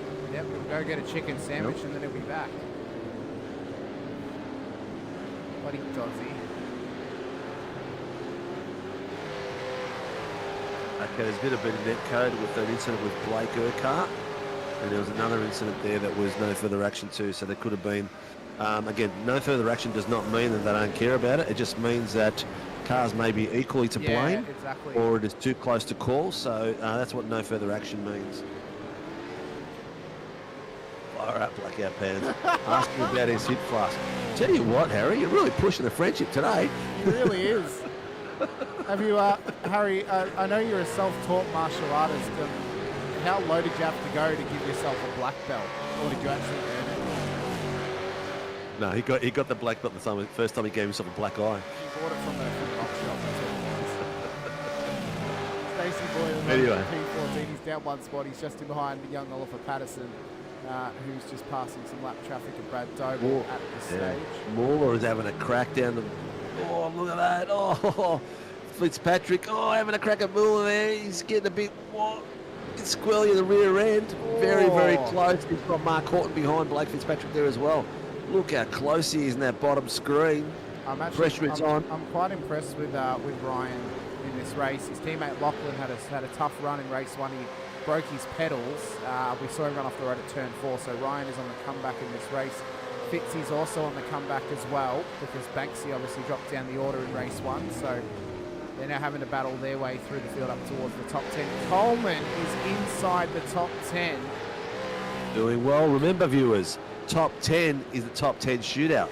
The order we finish at the moment, we've got Zach Rattray-White, Zachary Vlasbaum, Anthony Vismar, Jamie Davis, Blake Warboys, Teo Serrano. Oh, he's swapping those two. Yeah, Sebastian Vandel, Connor Nixon, Blake Urquhart, and David Coleman. They are top 10 shootouts. Oh, here comes Warboys and Serrano. They've got Ty Delaney in behind, who's a lap down after having internet issues and having to come into pit lane. Oh, what a top 10 shootout that would be with those names in it. Oh, yeah. We're halfway there. Anything can happen in this race, and anything can happen to those drivers trying to get up towards the shootout. No, he's just touched his rear end then. Luckily there wasn't too much there. Oh, man, I'll be readdressing that one. He's flashing his lights. Rightly so. But that has moved him out of position. Where are we now? There's Ryan Mueller's coming back. Oh, I'll tell you what, Fitzy's on fire. He's attacking Horton on the inside now. He's taken it, but there's an over-under situation going there. Horton is not giving up that lead. What a battle we've got happening here. I mean, on both screens. Serrano and Warboys battling it out. That battle you've got with Fitzy, Houghton, Lawford and Mueller. As Mueller's going for a move on Lawford in the background. So he's swapped positions about 4 or 5 times. He's going elbows Yeah. out at the moment. Now, so Banksy finished 6th. How is Fitzy up 17 positions then starting at the back of the field? I don't know why he got rear of grid. I'm not sure. I'm not sure. Yeah. Well, he's having to work for it. He's getting a tough job. It's a tough job for a lot of drivers who actually missed this session because they either didn't pay attention in the driver's briefing or from race control because they went to race in, well, the other session and realised, oh, there's no one in here. They all changed servers. Yeah. That's why you need to be focused on a day like today and make sure you're in race control and you're chatting with debriefs so you know where you're at. Please, while you're out there, like and subscribe and hit that little notification button so you know when we're racing. This is what you expect every week from us. 5 nights a week, 4 nights a week, depending on what the season's taking us to. And we're talking 4 seasons, 9 rounds all year long. So one thing, what might actually be a benefit for some of those drivers who have missed this race is that they may actually avoid some of the early carnage that happens, being that every car will be on track, every driver will be amongst it. There'll be some co-drivers who start the race, some main drivers who start the race, and starting from the back of the field because they've missed the session may actually pay to their benefit because they might actually avoid some of those early collisions like what we saw in this race with Billy Mole off the start line of turn 1. So that might actually help them instead of hinder them too much, and they could be back up to where they would have been at the end of this race. Billy Mole's a bottleneck at the moment. He's got Mitch Noble, Ryan Mueller, Russell Uren all chasing him down here on the bottom screen, putting a lot of pressure on. I tell you what, this track, you just got to be on the ball all the time. You don't get a minute to lift your foot off and relax. Even on the straights, because of the size of the field and the draft and how many cars there is, even on the straight you can't relax because you've got to be watching your mirrors and seeing who's trying to creep in underneath you. Yeah, you've got to be focused everywhere on the road. You have to be, you've got to have your wits about you at the end of the day. You have to try and keep yourself and your mind clear and clean throughout this race. Vismar has not left the back end of Zachary Vlasblom this whole race, Sinker. He's stuck to him like glue. Davis has got Serrano and Warboys on the back of him as well. Vandel's trying to chase them down. So there's some big battles about to occur inside the top 10. There's 7 laps to go when they cross the line.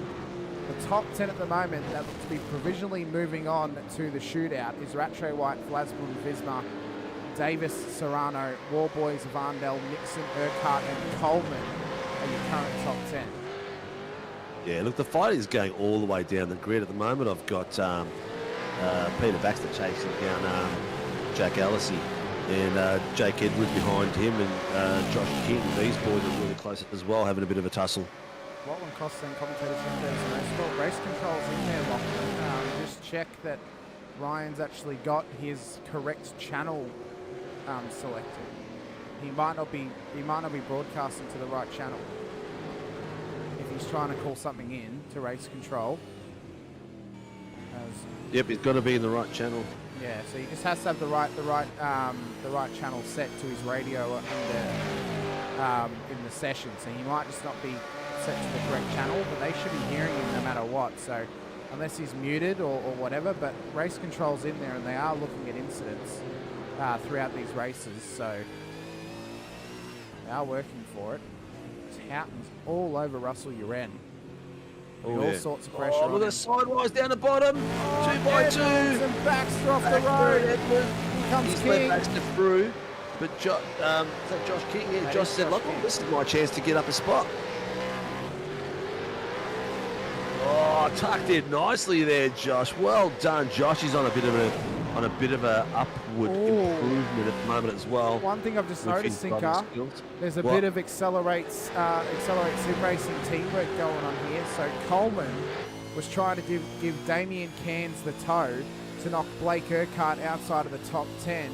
I have to wonder now, because Urquhart's now ended up in an accelerate sim racing sandwich, if Coleman tries to slow up Urquhart to allow Cairns past him so they have two cars inside the 10 alongside Visma. Hey, team driving. It's allowed. There's nothing in the rule. That's He's right. muted because his spotter swore on frequency. Well, there you go. Where is the spotter? It's Naughty. Oh, Lachlan Costa, you should know better, mate. Anyway, naughty. This battle, yeah. I mean, it's team racing as well, isn't it? So you'd want to back that driver up and give your teammate the opportunity. At the moment, we've got top 10. Blake Urquhart is in the sandwich, as we call it, and interesting to see. Yeah. We've got Zachary White, Zachary Vlasbon, Vismar, Serena, Warboys, Davis, Vandal, Nixon, Coleman, Urquhart, the top 10. Damien Cairns putting pressure on Urquhart. He's 5/10 behind him. And Oliver Patterson is about 3 seconds away, so he's out of the picture with how much time left? We've got about 5 laps to go, pretty much. Where's Vlasbon? Oh, that's very wide. He's on the back straight, so yeah, 4.5 laps to go. Yeah, even though the SDK timing does say 45 minutes the race. That's why I've set it to laps only, Sinker. Yeah. I'm like, what? 17 minutes and 45 minutes? Oh, Alan Mazzaroli's had a motor. He's pulled it up at the exit of pit lane, so must be waiting for traffic to come past.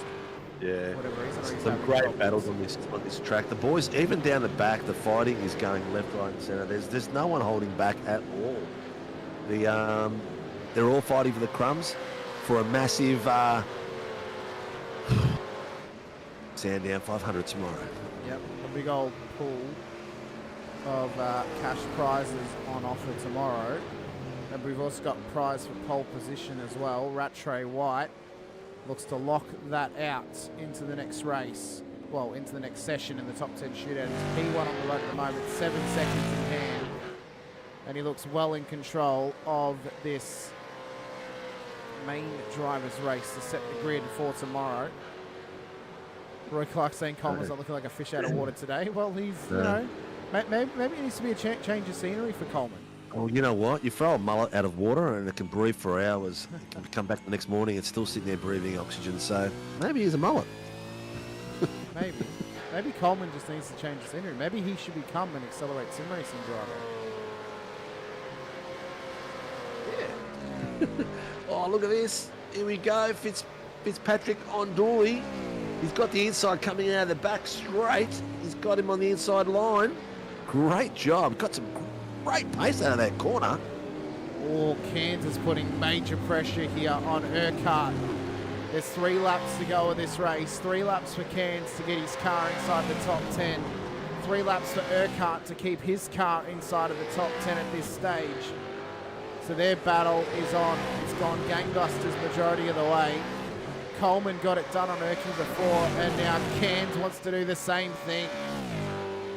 Have a look at this run to the end with these guys on the top screen. There's some lap traffic Nixon, in there of Brad Coleman, Doble. Urquhart. There's Doble in there who's not in this battle. He's out of this one at the moment. But Cairns, is he going to get the fairy tale moment for himself and Favell? Is he going to break the heart of Blake Urquhart and Ricky Hyde, who find themselves inside of the top 10? Hyde had an incredible run race one. He does. He looks fast, doesn't he? Yeah, he's looking very fast. The car is very settled. He's looking very sharp. So obviously Hyde did a mega job in race one for that car. Oh, here he goes on the inside at turn 6. Both of them off the road. That's a contact with him. No, not a way to do it. Not a way to do it. I think. But the thing that he might get away with there, Sinker, is Urquhart's rejoin onto the road. So that might actually save Damien Cairns. It's going to be an interesting one. And if both of them cop a seen it live, penalty, they're looking at it right now. If both guys of them had tech issues. Yeah, if both of them cop a penalty, that'll mean that Oliver Patterson could find himself inside the shootout as well. But Rattray White still leads the way. We're on lap 19 of 20. So we've only got 1 lap to go when Rattray White crosses the line. Vlasblom, his teammate, 9.5 seconds back. Urussi saying rejoin was the devil. So, you know, I think there, honestly, the rejoin probably actually caused that Sinker. But then you got to ask, well, who caused him? If someone caused him to run wide, then that's a penalty. No further action, so they're equal to blame. One's pushed the other one out, the other one slid through, and I think they were the same cars. Yes, so obviously there's a bit of a tit for tat. That means no that further Damien action. Cairns, who sits P10, could find himself inside of the top 10 shootout. Final lap of the race, though, to set the grid. The top 10 will move on to the shootout straight after this session. Rattray White has the win well in hand for race 2 today. He's got a bit of lap traffic ahead of him.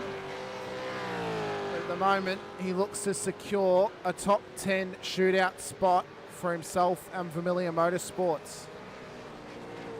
There's a reason why he's the favourite for the pole position in the shootout. Look at him go. Oh, look at the back though. Obviously the flag's out. I've got to the bottom. Russell Uren is getting a lot of pressure there from Mark Horton. He's having a look at the first corner. Horton's gone in under brakes. Underneath him, it looks like he's got the corner done nice and clean. Oh, Uren's not giving it up. He's coming back at him. Round the final corner though, Zach Rattray White takes the win for race 2. He'll get himself inside of the top 10 shootout. Zachary Vlasblom, Anthony Visma, Teo Serrano and Blake Warboys finish inside the top 5. They'll get into the shootout as well. Jamie Davis will move on to the shootout, as does Sebastian Varndell. Connor Nixon gets into the shootout for Drop Bear Motorsports. David Coleman will make it a second Accelerate Sim Racing car into the shootout, with Cairns following in behind to make it 3 Accelerate Sim Racing cars moving on to the shootout. Urquhart will start P11 tomorrow, Patterson P12, Boyd P13, Fitzy, Lawford for your top 15 on the grid. Dooley, Mole, Mueller, Noble, Uren for your top 20. Houghton, that being Mark, Edwards, Alisi, Baxter, King, Brooks, Muller, Weston, Delaney, Doble, Sheaf, Feldman and Mazzaroli for the rest of your set grid, plus cars that missed the main driver race here today. Wow, what a race. What a race. I hope we did that justice out there, viewers, and I hope you really enjoyed it. Some pivotal moments in there as well that will probably get looked at some point too. But some great racing. The boys are doing well. So our provisional poll set up, pulls it up. The shootout's coming. We've got to wait for the session to go live once they've set the grid. Woo! Let's go through the grid, mate. We've got the top 10 shootout, and the rest of the boys that are there are done for today, as Greg Barber has just told them on comms. That's the position they will start from tomorrow. So we've got a little bit of unpacking to do after we do the top 10 and go through who's where on the grid, but it's going to be an absolute mega battle. will indeed be an incredible battle to the end. Teo Serrano finds himself inside the shootout. Varndell as well. Oh, Rusty, we've still got the shootout to come. It's not over just yet. Oh, mate, this is nothing. This is just the entree to the big spicy meal that's coming up now, which is going to be the top 10 shootout, and that is another animal on its own. The nerves on this race, on this track, Hamish, to keep this clean on this track and to go full bore is not an easy thing at all. It's going to be pressure as well. The seasoned drivers, we see them crack under pressure here. Do they go for a banker and try to play safe, or do they go all out for the top 10? It's for a enduro, so you're in the top 10, you're in a really good position no matter what. So I just want to mention as well, if Urquhart had actually made the shootout over Damien Cairns, there would have been an even split of Mustangs to Commodores, but Cairns tipped it over the edge to make it 6 Commodores and 4 Mustangs into the top 10 shootout today. Nice. I'm assuming there's only one session there, so that's got to be the top 10 shootout. Yep, and we're just waiting for it to open. It opens at 1:30. So we've got about 5 minutes to fill for the shootout. There it is, 1:30, ladies and gentlemen. Please like and subscribe if you're out there. There's still lots of people watching. There's people actually subscribing, which is actually good. Because if you want to win a prize, you need to be subscribed. All right, let's go for a quick one then. A giveaway of some Warren Brown work gloves. The question is going to be, let's do an F1 one, mate. Let's do an F1 question. Okay. Something a little bit of left field. All right, who is the oldest? Oh, that's going to be too easy, isn't it? Oldest driver in the field. Yeah, that would be too easy. That would be too easy. All right. Who is the youngest driver in last night's P3? Hamish, get the info, because I don't know. Why are you asking questions that we have to find the answers for? Because I like to spice it up, mate. I like to spice it up. So what are you talking? Are you talking about practice 3? Practice 3, yes. Because they had some really young boys in there last night. It was you said pretty the oldest. spectacular to see. I know the oldest one. I didn't say the oldest. The oldest is Alonso. You just said then who was the oldest in practice? No, 3? I said the oldest would be too easy. Okay. I said the oldest would be too easy. I said got to do the youngest. Okay. And there's I think I know who it is. Yes, I believe so too. We'll just confirm it because there was a few young boys on there last night. And let's see, who's everyone's pick for the top 10 shootout? Who do you reckon's going to be there? I'm not sure. We'll check Hajak. I'm currently checking. Keep everyone guessing. I'm currently checking practice 3. Practice 3 hasn't happened. You're talking about practice 2, Cinco. Oh, sorry, practice 2. I apologise. Practice 3 is today. Come on, I'm going on the fly here. Work with me. Well, it's got to be between 2 drivers who are in practice 2. Yeah. So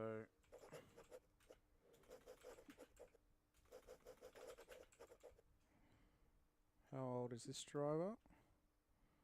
He's that old? Piastri is not the youngest, mate.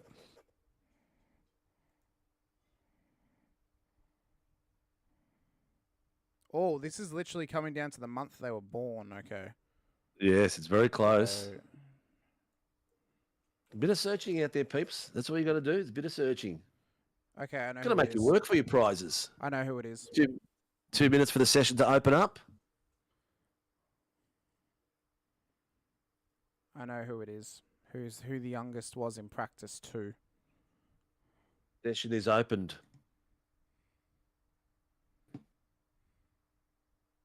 Yes, in practice 2, because there was a lot of newbies in there. Not in practice 2. In practice 1 there was.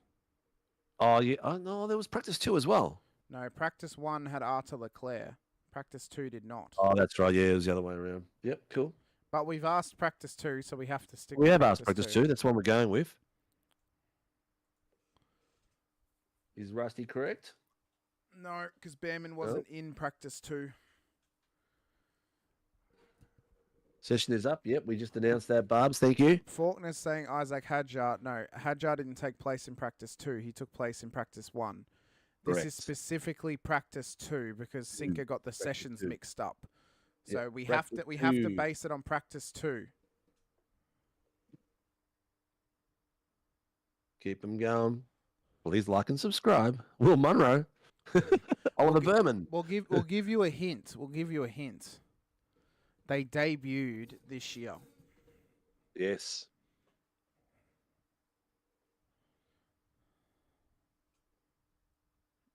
Oh, tell you what. It's not Jack doing. Not Jack doing. You should know better than that, Benny. Even Berman's younger than Doan. I think Doan started shaving 5 years ago. It's not Jack doing.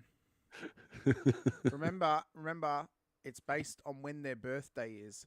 Ben Faulkner got it right. It's Franco Colapinto. That's it. That's the one. Mr. Faulkner, you're getting it. Both Colapinto and Doan are 21, but Colapinto was born in May. Doan was born in January. Let me make sure that Liam Lawson is not that young. Just quickly.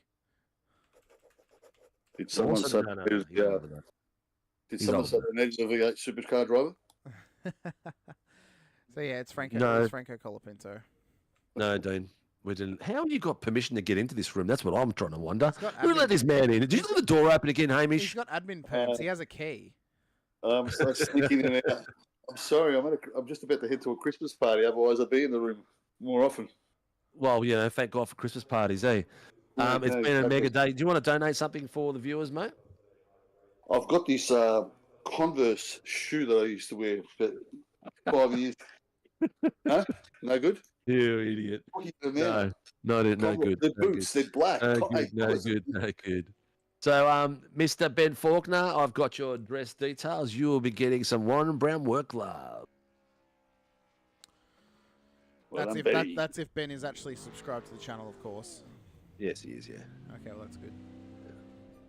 The stream is up, obviously, because we got the stream in the background. The drivers will be getting their final briefing. They are all now in the briefing room and getting ready to see who's coming out. Is this their first driver coming out? No, this is just a bit of a warm-up at the moment. Yeah, we got practice first, and then we've got it.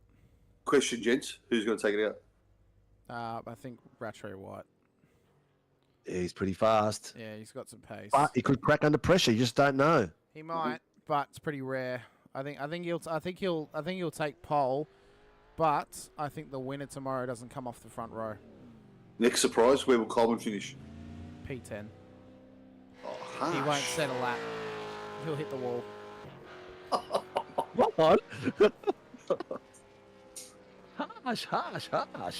Coleman, it was him that said it. I prefer realistic. The last time we did a shootout here, and Coleman was in the shootout, he put it in the wall. P5, I reckon. P5 is a surprise. P5. Yeah, all right. Aggie, where's our roving reporter? I think he's gone off to bloody to spot for someone. I think. You know what? Surprise front row. I think Visma puts it P2. Ooh. He's in a bit of... We saw the pace out of Vizzy before. So, I reckon he can match or go better than Vlasblon. Mm-hmm. What a great-looking car. Or Vandel's. It is nice. I don't mind the red, although I don't particularly like the purple on the red. It's a bit hard to read where it has high-mo setups. Yeah. But that's just me being pedantic. I prefer the regular one, if I'm honest. But I don't like that. I don't like that it's not symmetrical because one side has it filling in the X and the other side has it along the side of the V. So somewhat pedantic. I'm very pedantic. Stop putting the pressure on Coleman. Sorry, Michael. I know you're co-driver. Hey, you picked your co-driver. Yeah, that's on you. That's not on us. Live by the door. Live by the sword. Die by the Coleman flask. You know. We're missing a driver. Ah, there he is. No, he just showed up now. Nixon. So who's the roaming reporter? Is on Dodsy. Yeah, Mr. Duds. Let me go into the pit lane and kick his butt to see if he's there. No, I think he's. I think His actually. camera disconnected, so yeah. I don't think he's actually there. I'll put the pressure on Coleman. Rattray White, Nixon, Warboys for the top three. You're not having any faith in your co-driver Serrano there, Ben. That's nice of you as a team owner. Nice. Yeah, the two different liveries separate the esports team and the motorsports team. Yeah, I do.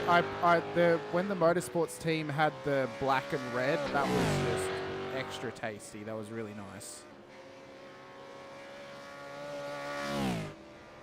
So we've got how long until the actual shootout starts? We've got about 8 or 7 minutes. We're about halfway through. Yeah. So Boys are just going through their pace at the moment. Bottom screen is active if you want it.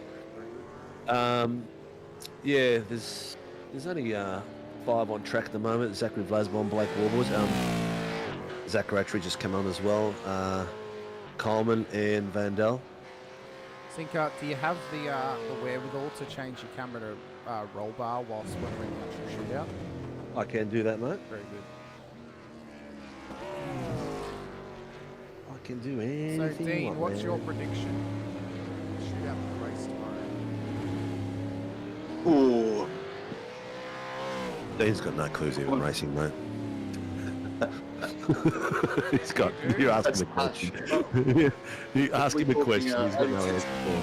We're talking 86s or we're talking V8s? 86's race is done, mate. I was going to go for Kevin Wakefield with the 86s. He took himself out and someone else. Yeah, I saw that. Listen, it's hard to go past the million team, but David Coleman. Coleman? Oh, Coleman's team. The surprise package. Surprise package. If Coleman wins the race, you've surely got to get him another flask. You would have thought he might have gone for Team SRW Motorsport with Davis and Lennon, but he probably doesn't even know the drivers. I'm not biased, mate. I'm just thinking, where we're going. Got to be Plus, realistic. Got to be realistic, Sinker. I mean, no matter how good Davis and Lemon are, they are in very, very tough company in this top 10 shootout. Oh yeah. Plus, Steve, Everyone- I'm not SRW2. Everyone's in tough company, mate. It could be anyone's race, and the clouds have just opened up here in Aintree, so maybe we'll get some rain at Sandown. No, we don't have rain yet. Dox yourself there again. The way you're, That's all right. Yeah, I mean, we are. Did last someone time it was your previous Cairns race. get a penalty? I'm not sure. No, I don't think Cairns got a penalty. I think it was an NFA. Yeah. But back to team, Steve. I'm not in the SRW team, mate. I'm in the lounge team. The old man. Yeah, your driving standards, you don't belong in any team. Steve's a part of Team SRW Esports, where Dean's a part of Team SRW Motorsports. I'm in the lounge team. Sit back and relax. You don't relax, man. You sit there spinning, mate. You're trying to fight vertigo from rotation. You're Do I need to remind you of your new nickname, Sinker, being that you are now the Dreidel? A what? Dreidel. Not the ladle. A Not the ladle. a dreidel is a toy that Jewish kids play with during Hanukkah where they spin it. It's like an upside-down pyramid with a stick on top. You spin it. Well, there you go. We learned something today, viewers. Yeah, I'm not even Jewish, and I know that. Yeah. Hats off to you, mate.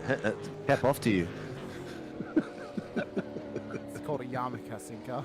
Yes, I know. I just didn't want to get political. All right. We've had some very touchy things go on the last few days, so I'll avoid the topic full stop. It's better to get the correct name and not. So who's touching who in there? No one's touching anyone. Oh, Nixon's gone for a full rotation. I think Sinker's touching himself from how that sounds. It's like that song. Is it under 18 show? Yeah, it's daytime viewing, mate, so be careful what you say.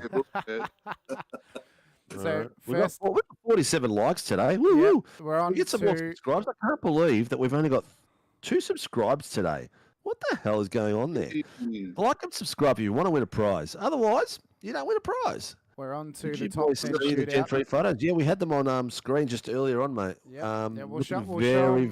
very nice. We'll show them again at the end of the shootout. for Yep. everyone as well. But Here we go. they look the goods. But the first car that's going to be out on track is Damien Cairns. All right, boys. I'll of let you go. Accelerate Good Sim luck. Racing. No worries, Dean. Thank you, mate. So first car on track, Damien Cairns of Accelerate Sim Racing. He awaits his entry onto the track. I've got the inside view, mate. Very good, mate. Thank you very much. Let's go for the outside view as well. So Cairns will be looking to tackle this Sandown circuit across the top 10 shootout. First car on the road. Let's Does see he feel how the pressure? hard he goes for these tyres, what the preparation for the tyres are like, because we know it's key. And he's getting a fair bit of pace early on, so he's really getting the heat in on. He's going to have to work this car out, get the tyres up to temp as best he can. The current track temperature is 57 degrees, so it's slippery and hot. So drivers have to be careful of how slippery this Sandown track is going to be through this session. Being the first car out on track, that might play into Cairns' hands, pardon the pun, as it might only get hotter from here, Sinker. So if he can set a good time now, that might work out well for him here in the shootout leading into tomorrow. Yep. Let's go. So I don't know around, if you want any prizes, Matty Parker. That's I'll have to interesting check comment. that. I'll have to check. Yeah. But Damien Cairns crosses the line and begins his shootout lap. Yeah. For the Sandown 500, the top 10 shootout is underway, and Cairns enters turn 1. Under brakes, nice and clean. Doesn't want to run it too wide, does well. So no off track for Damien Cairns through there. Just has to keep it clean through 2 and 3. Maximum pressure moment up through 4. It's nice and tidy. It looks planted, Sinker, and it looks good on the sectors as well. Smooth hand. 21-3. Smooth hand. Very smooth.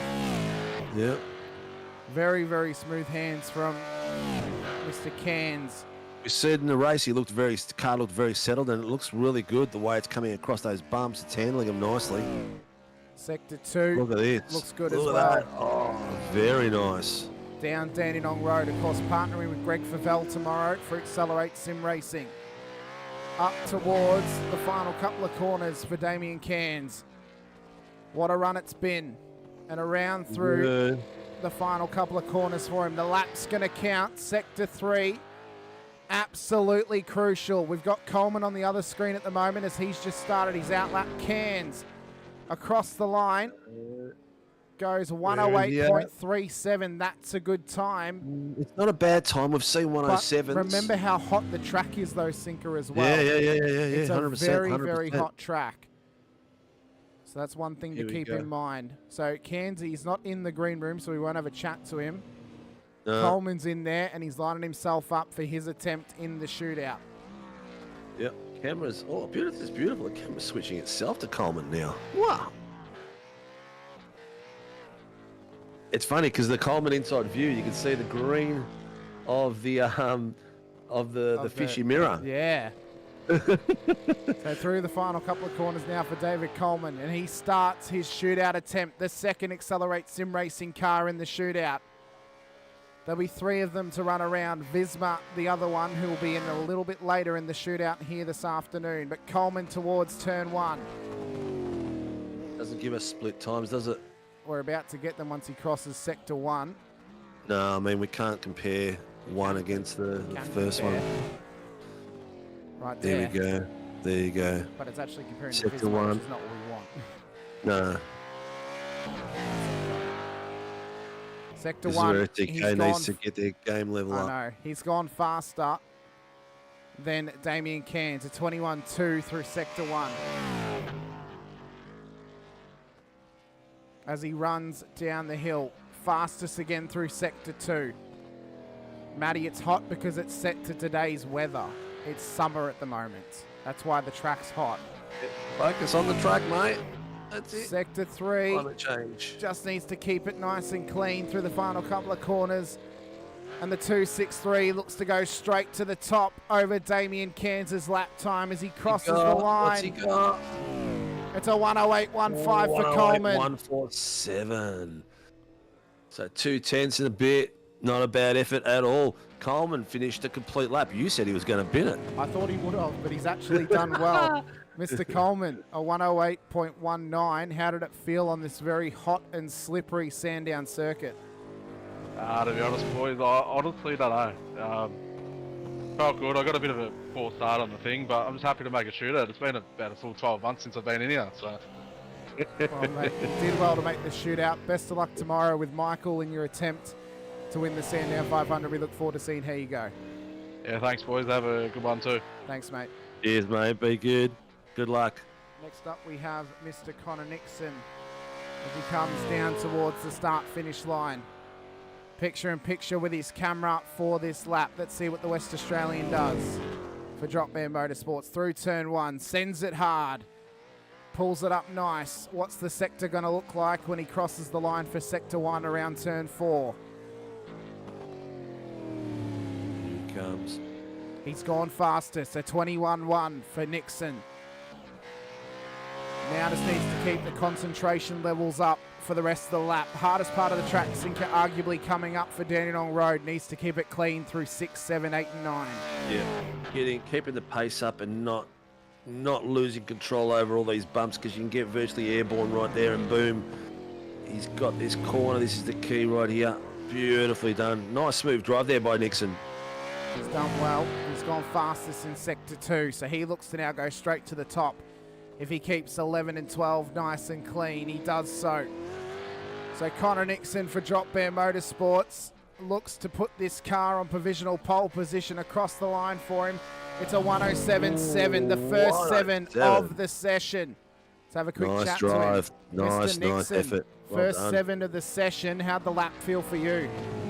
Oh, pretty mediocre, mate, to be honest. Come on. Yeah, I know. I just know the guys on this server are going to put some heaters down. So, look, I'm going to cross on my fingers, but, lost a lot of time on a lot of corners, missed a few apexes. Look, the setup's not in the window, not like Scott's, but, look, we're just having a bit of fun.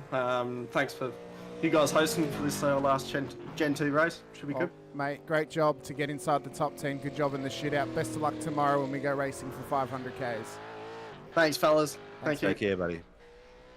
Next up, Sebastian just crossing the line now. He has indeed. So Varndell across the line and looks to rocket down towards turn 1 for Vermilion Motorsports. So we go from a former Vermilion driver in Connor Nixon to a current Vermilion driver in Sebastian Varndell, who sends it off the exit of turn 1. He's looking good. Oh, he's gone straight across turn 2. Is the lap going to count? Track?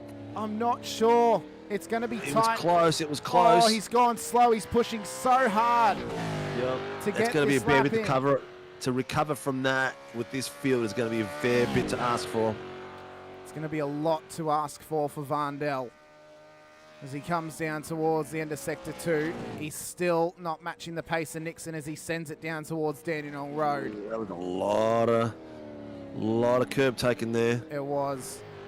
Round Dandenong Road he comes through turn 10 towards 11 and 12. He's not going to go to the top, but can he beat Cairns or Coleman after having a wild start to the lap? For Sebastian Varndell. Work. Apart from that little start at the beginning, he's done very, very well. 108.59, so he goes provisional P4. We'll drag him in for a quick chat. Mr. Varndell, unfortunately, sent it a little bit too hard early in the lap. How slippery is it out there? Because we know that it's about 57 degrees track temp at the moment. No comment? No comment. He's there he is. No, There he is. yeah, it's definitely slippery out there. The pressure got to me. Never done a shootout before, so It's a was a tough bit one, isn't it? nervous To and it got prepare to me. yourself for it. Yeah. You've got to put it all on the line and try to keep it as... Put it this way, at least that little bit of off you had didn't cancel your whole lap, so at least you've come out of there. And worst case scenario, you're still going to be 10th, worst case scenario. Yeah, it's not bad. So yeah. see how we end up and have a crack tomorrow. All right, mate. Good luck. Great job. Good job making the shootout. Best of luck for the 500Ks. Cheers, guys. Thanks, mate. Next up, we have Jamie Davis of Team SRW Motorsports driving the number 9-2 Holden Commodore for Team SRW. This regularly is Brandon Levin's car. with his number on the window. As he comes through turn 4, what does the sector look like for Davis? It's a 21-2, so the split's actually pretty good. He hasn't gone faster. He hasn't gone faster than Nixon, but he's matching Coleman's time at the moment, so he has got some good pace in this thing. I can hear the tyres and everything like that. He got out of that corner really nicely. No spinning of tyres or anything. This is the key here. This is where you can lose a lot of time. Through turn 9 at Dandenong Road. Does well. Rides the curb on exit. Up towards turn 11 and 12 for Jamie Davis. Just needs to keep it on the road. Yeah, got to thank Phoenix for the training sessions they're giving our boys at Sandown. So what's the time for Davis across the line? Does he go faster? He goes P2. Ooh, heckin' fastest. Well done. What a great job from Davis. Have a quick chat to him. Mr. Davis, P2 in the qualifying at the moment. At worst, you'll start P7 on the road. That's a pretty good lap. Yeah, very happy with that. Hot track, Ted. I'm very, very surprised for that time. How does the car feel, mate? Like rubbish because the track's so hot, but I was talking to Brandon before. I reckon we're probably about 15th, 14th on pace average. So top 10 would be a great result for us, I reckon. Excellent, excellent. So lucky the training come through that the boys did at Phoenix Racing. Training definitely helps a bit. I gained over the curves and stuff, but yeah, this track's it was very, very slippery. All right, mate. Good luck tomorrow. And we've got Warboys coming to crash. I'll catch you soon. Thanks, Hamish. Thanks, Steve. Thanks, mate. So Blake Warboys, next driver to attempt a lap here in the shootout. He's had plenty of shootout experience here in SRW, current championship leader for the Pro Series. He looks to lock out that title this afternoon. As he comes through 2 and 3 and up towards turn 4, the car looks planted and it looks good, Sinker. Yeah, looks good. You watch Warboy's head when he's watching. A real driver will look into the corner, not just the front of him as a car. And you watch him; he's looking as he's coming to a corner. He's looking in the corner where he wants to be exiting, where he wants to be coming out to. He wasn't happy with his first sector. No. But right now it's quick. It might not be showing purples, but it's quick. Yeah. He's done a 21 dead and an 18 dead as well. Through turn 9.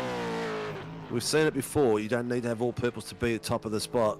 You just need a consistent lap right across. And up towards the start-finish line for Blake Warboys. What does the lap time look like? He's not happy with it. I reckon he's caught an off-track and it hasn't counted. It has. He's gone pole, a 7.6. Ooh, look at that. We're talking 4/100ths. Mr. Warboys, you didn't look happy with the lap, but it was good enough for pole. Yeah, that was a pretty horrible lap, to be honest. No grip. Tried a couple of changes and it made the rotation a little bit better, but yeah, nah. Didn't execute it properly. But, is it the heat? Yeah, it's the heat. I don't think we've driven on a track this hot all year, so yeah, it's a bit different to Scops and other stuff that we've done here. So you can blame the Melbourne weather for that, Blake. Oh, bloody. That's why I left the place. It's horrible. Oh, mate, good job in the shootout. Best of luck this afternoon when you look to claim your Pro Championship, and best of luck tomorrow for the 500. Yeah, thanks, guys. Yeah, well done, buddy. So the viewers out there, you got to come and watch the race after the top 10 finishes, because Blake Warboys is racing to win the championship for season 4. Oh, wide run for Serrano. Sorry, Sinker. I have to wonder if that was an off-track. Is it an off? I don't know. Yeah. He ran it wide past the line. He's slower than Warboys and Nixon. So right now he'd be on pace to match Jamie Davis, but I don't know if the lap's actually counted. Right, we'll find out soon enough. But anyway, come back tonight and watch Warboys take on the championship for season 4 of the Warren Brown V8 Supercar Championship. Oh, he's really come in there aggressively. Big run for Serrano. Yeah. Out wide at turn 9. He's really pushing hard. So that stream is... that steering wheel. He is. That stream's set to go live at 2:10. We may push it out to 2:15. Qualifying, I believe, is at 10:00. So we'll see how we go. But across the line for Serrano. What's the time look like for Teo? It hasn't counted thanks to the off-track. All right, so the off-track cost him. So Teo is going to the back of the grid. Mr. Serrano, unfortunately, an off-track early in the lap has cost you in the shootout, but what's the mindset like? I mean, it's a slippery track. How are you feeling going into tomorrow? Can't hear us? I'm waiting for him to unmute himself. Oh, his mic's muted. Oh. Teo? If you can hear us, Teo, thanks for coming and having a crack at the shootout. Best of luck tomorrow in the 500. We look forward to seeing how you and Faulkner go from what looks to be at the back of the top 10, but great job making the shootout. Next up, we have Anthony Visma, who I predicted is going to make a front row start in this 500. Oh, he's just unmuted himself. Was he moved him away? Oh, well. Oh, well. Not quick enough, Teo. I'm sorry. We're Yep. across the line for Visma. Starts his lap. So let's see what happens for the number 6 Accelerate Sim Racing car. Keeps it on the road through 1. So does well through 2 and 3. We know he's got pace. Yep, a lot of air through there. He matched the pace of Lasblum in race number 2 this afternoon. 21.0 through sector 1, so he's challenging the pole timer War Boys at the moment. Yep, got a great exit out of there. The acceleration out of there was beautiful. No wheel spin. Sector 2, he's slightly down on War Boys, but he looks to challenge Nixon at this stage. Crucial now for the final sector through turn 9. That looked incredibly quick through there. He had it hooked up through the apex and on the exit up towards 11 and 12. Anthony Visma around the final couple of corners at Sandown.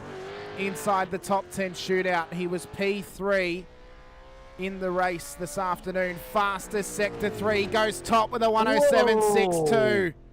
What? Oh my God, he's 5/100ths to get there. Well done, Vizzy. You're muted, mate. You are muted, Mr. Visma. Just quickly, I think sector 3 probably saved that lap. You absolutely sent it through turn 9. How was the lap for you? Because it looked like that car was really settled with this hot track. Well, I was just a little bit cautious at the start because it was hot and I just didn't want to stuff it up, and got through the last section pretty good, and I'm actually pretty surprised it's P1, but Jason done a great job, co-driver race. All the Accelerate teams are in the top 10. We're having a good day so far, so hopefully we can roll into tomorrow and keep it going. Well, mate, we look forward to seeing how you go tomorrow. Best of luck in the 500. Great job in the shootout. At best, you're going to start P3, so well done. Thanks very much. Thanks, mate. Well done, Vizzy. Next up, Zachary Vlasblum of Vermilion Motorsports, and I have to correct myself. At worst, he would start P3. At best, he starts P1. But Vlasblom of Vermilion Esports / Vermilion Motorsports through 2 and 3 now. It's been a tough shootout for Vermilion. Both Varndell and Serrano. Serrano had his lap disallowed for an off-track. Varndell just did not get the pace into the Mustang. But can Vlasblom do any better for the first of the 2 Vermilion Commodores in the top 10 shootout up towards turn 6? Crucial point on the lap. What do the sectors look like at the moment for him? He was fastest through sector 1. Sector 2, he looked really good. Oh, he's locked it up though. He locked it up at turn 9. Yeah, it's going to cost him time, but he didn't lose the off track. That's the main thing. He was so close to getting off track then. Yep, the lap will count, but it's not. It was going to be pole.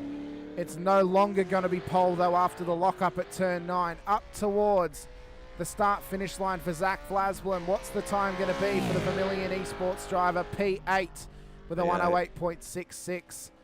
Yep. Mr. Vlasblum, unfortunately, a lock-up at turn 9 cost you what most likely would have been the provisional pole time.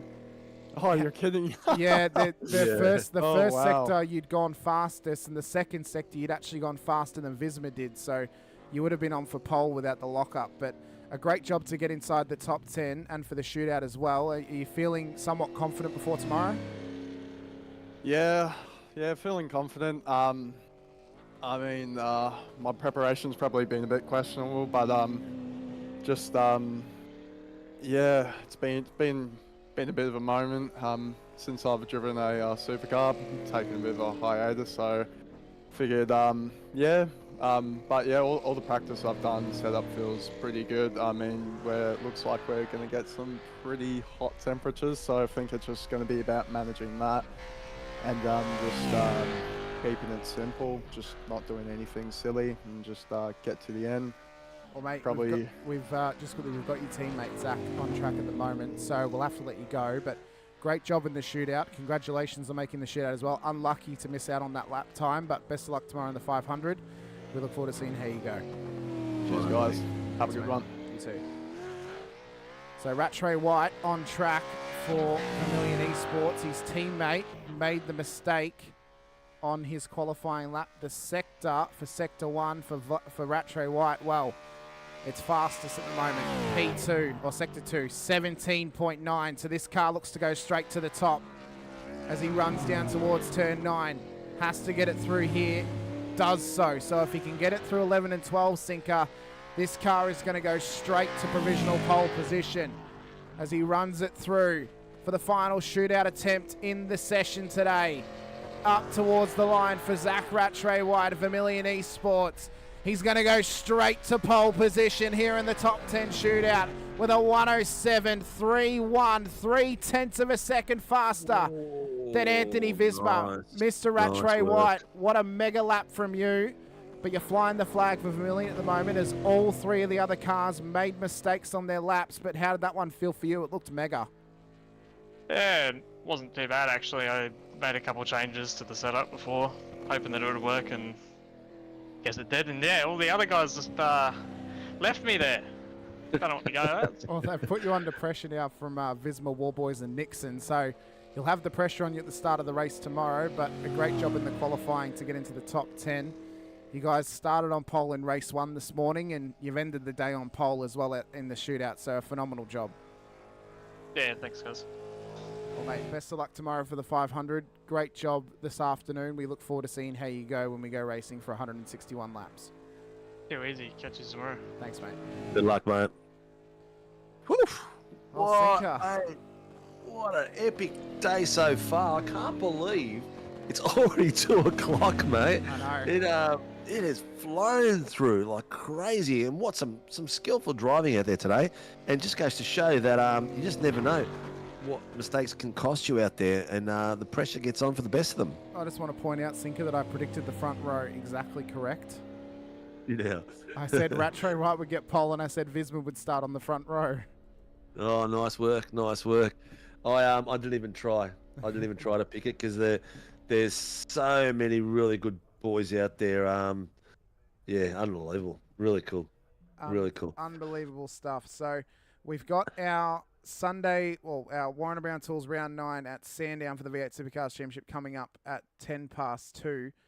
I'm going to be putting the link into the chat so you guys can directly go there and wait for us to go live. We'll be going live in roughly 10 minutes time. So thank you guys so much for joining us for qualifying day here out at the Sandown 500. Tomorrow we go racing, but we've still got the Sunday series to come this afternoon. So we're going to take a quick...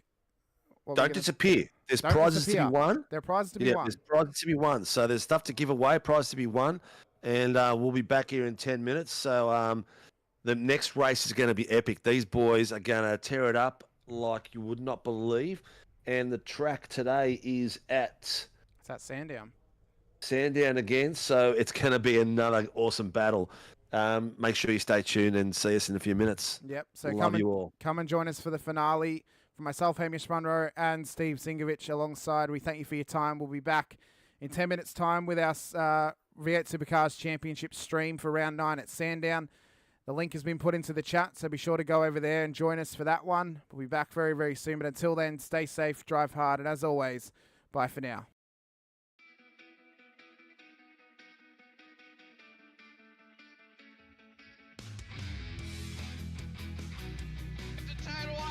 Amazing, I was clash heads again.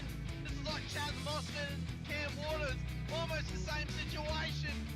Better contact going down to the hill. Sam Noble wants to sniff on Dave Coleman now. Sam Noble bottle right now because tell you what, Bruce Tanak, Jamie Dyke just absolutely drove away from us.